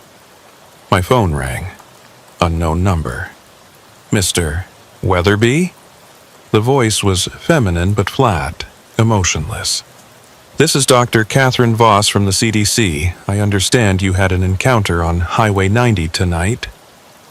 How did you... Officer Morse filed a report. We've been monitoring all incidents in the area. I need you to come to Del Rio Medical Center immediately. Am I infected with something? We need to run tests. Please come immediately. Time is a factor. I didn't like it, but if I'd been exposed to something, I needed to know. I drove to the medical center, a small facility on the north side of town. The parking lot was fuller than you'd expect at 3:30 a.m., with several vehicles bearing CDC logos. Dr. Voss met me in the lobby. She was younger than her voice suggested, maybe early 30s, with the exhausted look of someone running on caffeine and determination. "Thank you for coming. We need to understand exactly what you saw." She led me to an examination room where a team was waiting, 2 other doctors and someone who looked more like military than medical. "This is Colonel Harrison from Port Bliss," Voss explained. "He's consulting on the situation." Harrison studied me with calculating eyes. "Tell us about the people on the highway, every detail." I went through it again, but this time they asked specific questions. How exactly did they move? Did they speak? What were they wearing? Did I notice any equipment or devices? "The clipboard," I said suddenly, remembering. One of them held up a clipboard with papers. Voss and Harrison exchanged glances. "What kind of papers?" Harrison asked. "They looked like medical forms, shipping manifests maybe, like the ones I'm carrying." "Show us." I retrieved my paperwork from the truck. Voss studied it carefully, then showed it to one of the other doctors, who paled visibly. "This is the same supplier," the doctor said. "The same batch numbers as the others." "What others?" I demanded. Voss hesitated, then seemed to make a decision. "Mr. Weatherby, what I'm about to tell you is classified, but given your involvement, you need to know. The medical supplies being shipped to the border aren't just standard medicines. They're part of a clinical trial, experimental neurological drugs designed to treat a rare form of synchronized paralysis found in some border communities." Synchronized paralysis? A condition where patients' nervous systems somehow link, causing them to move in unison. It appeared about 6 months ago, affecting isolated groups. The drugs were supposed to break that connection, restore individual motor control. But in some cases, the drugs seem to have the opposite effect. Instead of breaking the synchronization, they spread it, make it stronger. The patients you saw on the highway, we think they're trial subjects who received contaminated or altered doses. So, they're sick? Not dangerous? Harrison spoke up. "They're both. The condition seems to drive them to intercept other shipments of the drug. We don't know if it's conscious action or some kind of compulsion, but every missing trucker was carrying these supplies. And some of them..." He paused. "Some of them appeared to have joined the synchronized groups." My blood went cold. The missing drivers are with them? We found clothing, identification. And the one driver we recovered had trace amounts of the drug in his system, even though he'd never been part of the trial. How? Contact transmission, we think. The drug can be absorbed through skin under certain conditions. The people who surrounded your truck, if you'd had prolonged contact... I thought about those hands on my windows, the bodies I'd knocked aside while reversing. Am I infected? We'll run blood tests, but the fact that you're here talking normally, moving independently, suggests you're fine. Brief contact doesn't seem to be enough. They took blood samples, did neurological tests, checked my reflexes and coordination. Everything came back normal, but they wanted to keep me for observation, and something about the way they said it made it sound less like a request and more like an order. "What about my cargo?" I asked. "It's still in the truck." "We'll handle it," Harrison said. "The shipment will be destroyed. All remaining doses are being recalled." "And the people on the highway? The ones who are infected?" Voss and Harrison exchanged another look, and I understood. There was no cure. Those people were lost. "We're working on treatment options," Voss said carefully. "But the immediate priority is preventing spread. Highway 90 is being closed. Military units are establishing a quarantine zone.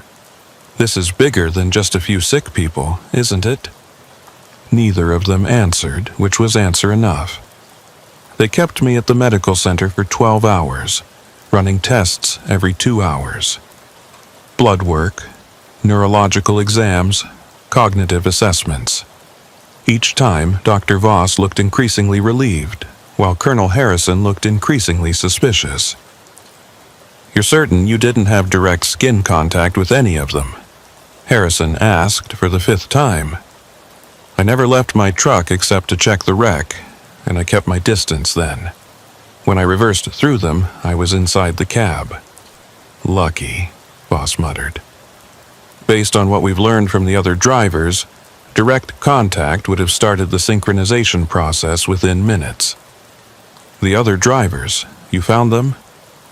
"2 of them," she said carefully. "They were with the group you encountered. We retrieved them during a containment operation this morning." "Are they okay?" The silence told me everything. Harrison's phone buzzed. He answered, listened, then his face went pale. "Understood. Implement Protocol 7 immediately." He stood abruptly. "Dr. Voss, we need to evacuate. Now." "What's happening?" I asked. "The situation has escalated," Harrison said, already moving toward the door. "The synchronized groups, there are more of them. They're moving toward populated areas." Voss grabbed her laptop and files. "Mr. Weatherby, you need to come with us. It's not safe here anymore. My truck, leave it. We'll transport you somewhere secure." But I wasn't going anywhere without answers. Tell me what's really happening. This isn't just about contaminated medicine, is it? Harrison stopped at the door. The drug trial was a cover. The synchronization effect, it wasn't an accident. Someone engineered this deliberately. Who? Why? We're still figuring that out. But whoever did this, they're using the infected as some kind of distributed network. The synchronized people aren't just moving together randomly.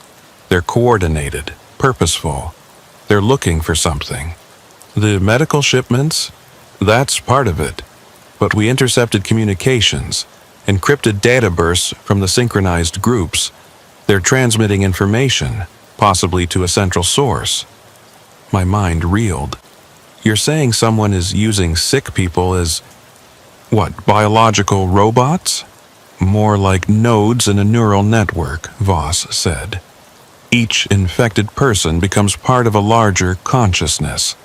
They retain their physical capabilities but lose individual will. Alarms started blaring through the medical center. Harrison's radio crackled to life. "Colonel, we have multiple groups converging on the town. Estimate 300 synchronized individuals approaching from the west." 300? I said. "How many people are infected?" "As of this morning, confirmed cases exceeded 2,000, Voss said quietly. "But the real number is likely much higher. Every small town along the border has reported incidents." We ran to the parking garage where a military convoy was waiting. I was pushed into an armored vehicle with Voss while Harrison coordinated with his team. Through the small window, I could see the sun rising over Del Rio, painting the desert in deceptively peaceful colors. "Where are we going?" I asked. "Fort Bliss initially," Voss said. "Then we'll see. Depends on how far this is spread." The convoy started moving, but we'd barely reached the edge of town when the lead vehicle stopped. The radio erupted with chatter. "Contact front. Estimate 50, no, 100+ synchronized individuals blocking the highway." I pressed against the window and saw them. A wall of people standing across the road, all perfectly still, all staring at our convoy with those blank expressions. Men, women, even some children, all moving with that horrible puppet-like synchronization. "Can we go around?" Harrison asked over the radio. "Negative. They're spread across the desert on both sides. It's like they knew our route." Of course they did. If they were truly networked, sharing information, They'd know everything any individual member saw or heard, and how many infected people had been in the medical center, how many had overheard our evacuation plans. "We go through," Harrison ordered. "Non-lethal force only. They're still American citizens, sick citizens." The convoy lurched forward. Through the window, I watched the synchronized people part just enough to let us pass, but their hands reached out, touching the vehicles as we drove by, leaving handprints, just like on my truck windows. "Why aren't they trying to stop us?" I asked. Voss was staring at her laptop, watching streams of data. "They're not interested in us. Look. They're all facing the same direction after we pass, southwest toward Presidio," I finished. "They're going to Presidio. The clinic," Harrison said over the radio. "The one expecting the medical shipment. It's not just a clinic, is it?" There was a pause, then a new voice came over the radio. Official, authoritative. "Colonel Harrison, this is General Morrison at Fort Bliss. Abort current mission and proceed directly here. Do not, repeat, do not attempt to reach Presidio." "Sir, if there's something at that clinic, that's classified well above your level, Colonel. Return to base immediately." But through the window, I could see more synchronized people emerging from the desert. Hundreds of them, all walking in the same direction with that broken, jerky gait, all heading toward Presidio. "Dr. Voss," I said, "what's really in those medical shipments?" She looked at Harrison, who shook his head, but she answered anyway. "The drugs aren't treatments. They're prototypes of a neural interface system, biological rather than technological. The synchronized paralysis in the border towns, it appeared after initial testing of the interface, someone was trying to create a way to link human minds directly. And it worked? Too well. The interface, spread beyond the test subjects. It's contagious under certain conditions, self-replicating. The shipments contained both the interface agent and what we hoped was an inhibitor. But the inhibitor doesn't work. Worse, it seems to accelerate the synchronization process." The convoy reached Fort Bliss just after noon. The base was in full lockdown, soldiers in hazmat suits manning the checkpoints. We were rushed through decontamination before being allowed inside. General Morrison was waiting in the command center, a stern man with gray hair and the bearing of someone used to absolute authority. The screens around him showed satellite feeds of the border region. The images made my stomach turn. Thousands of red dots, each representing a synchronized individual, were converging on Presidio from all directions. They moved in perfect formations, like a single organism with thousands of bodies. "Mr. Weatherby," the general said, "you're the only driver to encounter them and escape without being infected. We need to understand how." I told them everything. "Tell me again. Every detail about their behavior." I went through it once more, but this time the general asked different questions. Not about how they moved, but about their formation patterns, their timing, apparent communication methods. "They parted to let you through," he said thoughtfully. "Both times, on the highway and this morning. Why?" "I don't know." "I do," said a new voice. A woman entered the command center, mid-40s, wearing a civilian suit but carrying herself with military precision. "They didn't want to infect him. He's more valuable as a messenger." "Who are you?" I asked. "Dr. Regina Cross. I designed the neural interface." She looked exhausted, haunted. "This is my fault, all of it." "Doctor, that's enough," Morrison warned. "No, General, we're past keeping secrets." She turned to me. The interface was supposed to revolutionize battlefield medicine. Medics could link with wounded soldiers, literally feel their injuries, diagnose problems instantly. But we needed to test it on civilians first, people who wouldn't be missed if something went wrong. Border towns, I said, understanding. Undocumented immigrants, migrant workers. The initial trials were voluntary, paid volunteers from the poorest communities. But the interface mutated, became self-propagating. It spread through those communities like wildfire. And now they're all connected, Voss said. Thousands of minds linked together. Not just linked, cross-corrected. Merged. The individual personalities are gone, subsumed into a collective consciousness, and that consciousness is growing, learning, evolving. What does it want? I asked. To spread, Cross said simply. To grow. To incorporate every human mind it can reach. The medical shipments contain concentrated interface agent. If that reaches a major population center, game over, Harrison finished. Morrison turned to the tactical display. The Presidio Clinic is the distribution hub for the entire region. If they reach it, they'll have access to enough interface agent to infect millions. So stop them, I said. Military blockade, destroy the clinic, whatever it takes. It's not that simple, Morrison said. The synchronized individuals still have human rights. We can't just massacre thousands of sick Americans. The political fallout alone. Sir, an operator interrupted. We're receiving a transmission. It's coming from the synchronized groups. Put it on speaker. Static filled the room, then a voice. Not one voice, but hundreds speaking in perfect unison, creating an eerie chorus effect. We mean no harm. We seek only completion.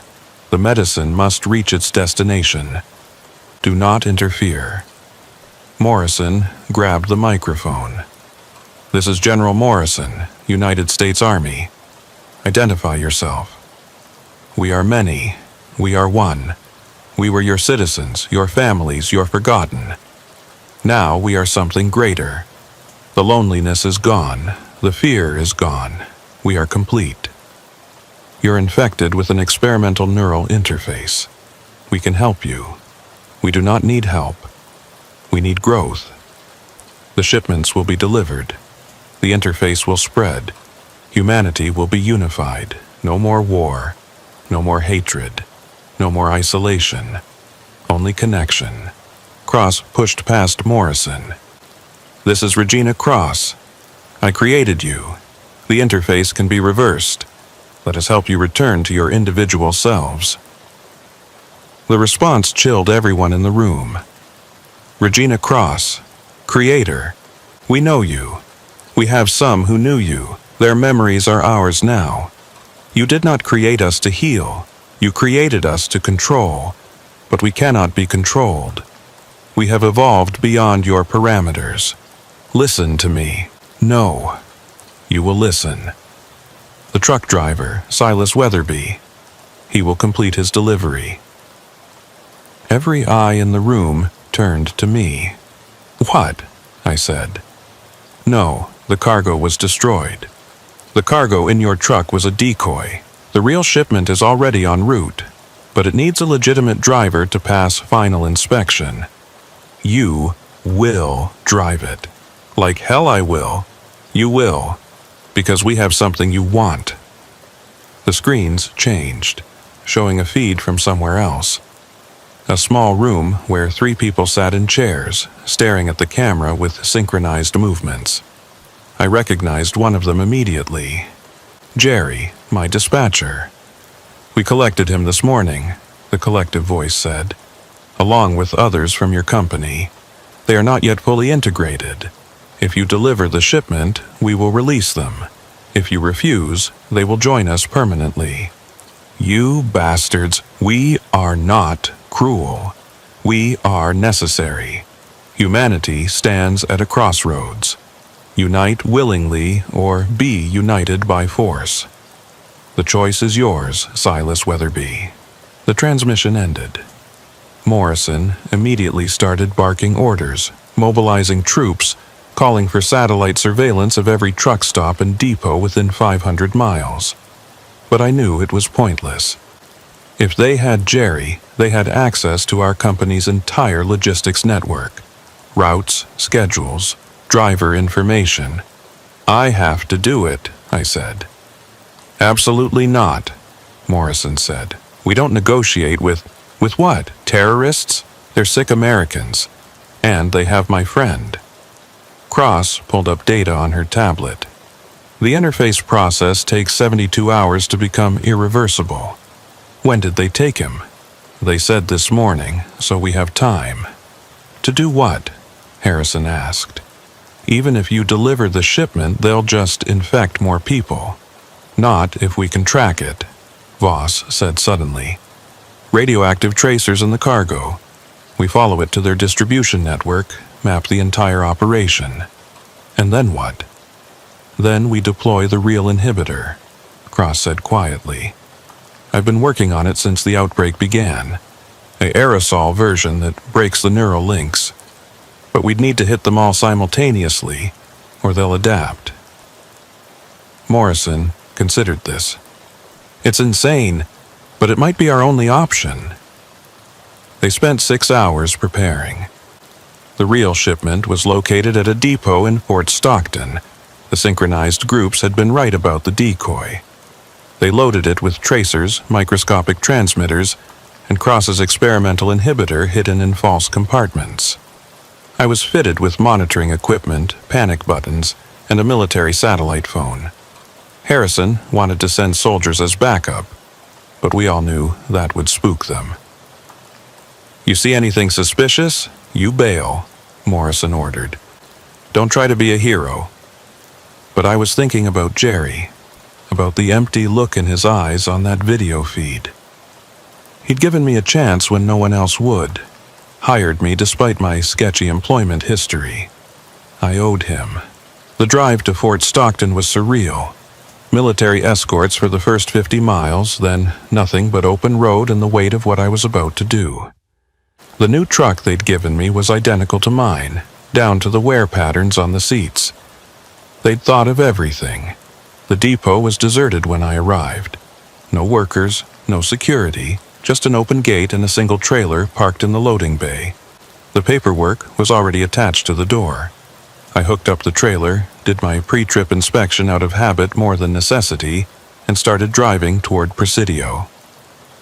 The sun was setting again, 24 hours after my first encounter with the synchronized groups. This time, Highway 90 was clear. No abandoned vehicles, no roadblocks. But I could see them in the desert. Hundreds of figures standing motionless in the fading light, all facing the road. Watching. Waiting. My satellite phone buzzed. Morrison's voice. We're tracking you. Synchronized groups are maintaining distance but moving parallel to your route. Estimated 500 individuals. Copy that. Silas, there's something else. The inhibitor Cross developed, it's untested. We don't know what it'll do to the infected. Will it kill them? Unknown. It might free them, might cause permanent neurological damage, might do nothing at all. Great. I was carrying either salvation or genocide in false compartments. 50 miles from Presidio, they appeared on the road, not blocking it this time, but lining both sides like an honor guard. As I passed, they turned in perfect unison to watch the truck. Some raised their hands, not waving but reaching, as if trying to touch something invisible. The clinic appeared just after midnight. It wasn't what I expected. Not some run-down border facility, but a modern complex with multiple buildings, loading bays, and its own power station. The parking lot was full of vehicles, but no normal activity.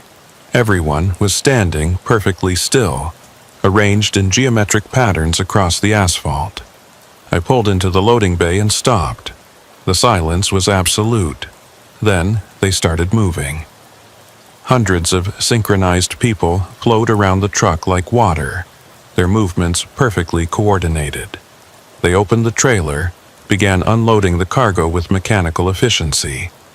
A figure approached my cab. It was Jerry, but not Jerry. His face was blank, movements puppet-like. "Thank you, Silas," he said. But it wasn't his voice. It was the collective speaking through him. "You have helped humanity take its next evolutionary step. Let him go. You promised. We will keep our promise. Your friends will be released. But first, witness what you have helped create." They led me inside the clinic. The interior had been transformed into something between a laboratory and a hive. Synchronized people worked at various stations, processing the interface agent, preparing distribution methods. But what stopped me cold was the center of the main room, a massive, organic structure, like a tumor made of human bodies. Dozens of people pressed together, their skin fused at the contact points, creating a single organism. Tubes and wires connected them to machines that hummed with electricity. "The core," Jerry's body said. "The first true merger. Not just minds linked, but bodies integrated. We are becoming something new. That's monstrous. That is evolution. Single-celled organisms became multicellular. Now, multicellular organisms become something greater. You're killing them. We are transforming them. They volunteered, Silas. The loneliest, the most desperate, the forgotten ones. They chose connection over isolation. I thought about triggering the hidden inhibitor, but Morrison had been clear. Wait for his signal. We needed to map their entire network first. For 3 hours, I watched them work. The efficiency was terrifying. No wasted motion, no communication needed. They knew what needed to be done because they all shared the same mind. Then my satellite phone buzzed, a text from Morrison. Now. I pressed the hidden trigger. The inhibitor released silently invisible aerosol spreading through the ventilation system. At first, nothing happened. Then someone screamed. It was the first individual sound I'd heard from any of them. A woman near the door clutched her head, her movements suddenly jerky, uncoordinated. Then another scream, another. The synchronized movements began breaking down. People stumbled, fell, looked around in confusion. The collective voice fragmented into hundreds of individual voices, all crying out in fear and pain. Jerry collapsed near me, his body convulsing. I caught him, held him as his eyes cleared for the first time. "Silas," his voice, really his. "What? Where am I?" The core structure in the center began writhing. The fused bodies were trying to separate but couldn't. The screaming from that mass was inhuman. "What have you done?" One synchronized person was still standing, still connected. Dr. Cross's assistant from the original trials, I realized. Patient 0. "You've destroyed us." "We freed them," I said. "You condemned them. They can't survive alone anymore. The interface changed their brain chemistry. Without the connection, She never finished. Her eyes rolled back, and she collapsed, body seizing violently. All around the clinic, freed people were collapsing. Some recovered quickly, confused but intact. Others didn't stop convulsing. Military vehicles roared into the compound. Soldiers in hazmat suits rushed in, medics trying to help the convulsing victims. Morrison and Cross arrived, surveying the chaos. "Casualty estimate?" Morrison demanded. "Unknown, sir. Some are recovering, but others..." The interface integrated too deeply. Separating them is causing massive neurological failure. I was still holding Jerry. He was conscious but disoriented, kept asking the same questions over and over. "Where am I? What happened? Where am I?" Cross knelt beside us, checking Jerry's pupils. "Partial recovery. His personality is intact, but there's damage. Memory issues, probably permanent." "How many will die?" I asked. She looked at the writhing mass that had been the core. "Too many." The next hours were triage. Medics sorting the recovered from the dying, The inhibitor had worked, but the cost was higher than anyone anticipated. Of the roughly 1,000 synchronized individuals at the clinic, about 600 recovered with varying degrees of damage. 300 remained catatonic. Nearly 100 died within the first hour, their nervous systems unable to function independently. The core couldn't be saved. The fusion was too complete. 23 people died as a single organism, their individual identities lost forever. I stayed with Jerry through it all. His recovery was slow, fragmented. He remembered some things clearly, others not at all. The 3 days he'd been synchronized were completely gone, replaced by vague impressions of being part of something vast and warm and safe. It wasn't all bad, he told me that morning, as the sun rose over the desert. Being connected, no loneliness, no fear, just purpose. They kidnapped you, used you, maybe, or maybe they offered something humanity needs: connection. Real connection, not just digital likes and shares. Morrison debriefed me for 12 hours straight. Every detail about the synchronized groups, their behavior, their apparent goals. The military was already planning operations to deploy the inhibitor at other infection sites, but we all knew it would mean more deaths. We stopped them, Morrison said. That's what matters. But had we? Reports were already coming in from other border towns. New synchronized groups, moving differently, learning from what happened in Presidio. The interface was evolving, adapting to the inhibitor. Cross showed me the data before I left. It's not over. The interface is still out there, still spreading. We bought time. Nothing more. So what do we do? Learn to coexist, maybe. Or find a better solution. One that doesn't involve mass casualties. They released me after a week of observation. No signs of infection, no synchronization symptoms. I was one of the lucky ones. Close enough to see the horror, but not touched by it. Jerry's company paid out my contract in full, even though the delivery had ended in disaster. I used the money to buy my own truck, start my own small operation. Safer routes, regular cargo, nothing medical. But I still drive through West Texas sometimes, can't help myself. The desert highways where it all happened. They're different now. Military checkpoints every 50 miles. Warning signs about reporting suspicious synchronized behavior. The abandoned vehicles from that night still rust on the shoulders, monuments to the forgotten. The Presidio clinic is gone, burned to the ground by official order. But locals say on quiet nights you can still hear them. Hundreds of voices speaking in perfect unison, calling out from the desert. Looking for connection, looking for completion. The official story is that a chemical spill caused temporary neurological symptoms. The real story is classified, buried in military files and CDC reports. But truckers know. We always know. We talk about it at stops, share warnings about routes to avoid, people acting strange. And sometimes, when I'm driving alone at night through the desert, I think about what Jerry said. About connection versus isolation. About humanity's future.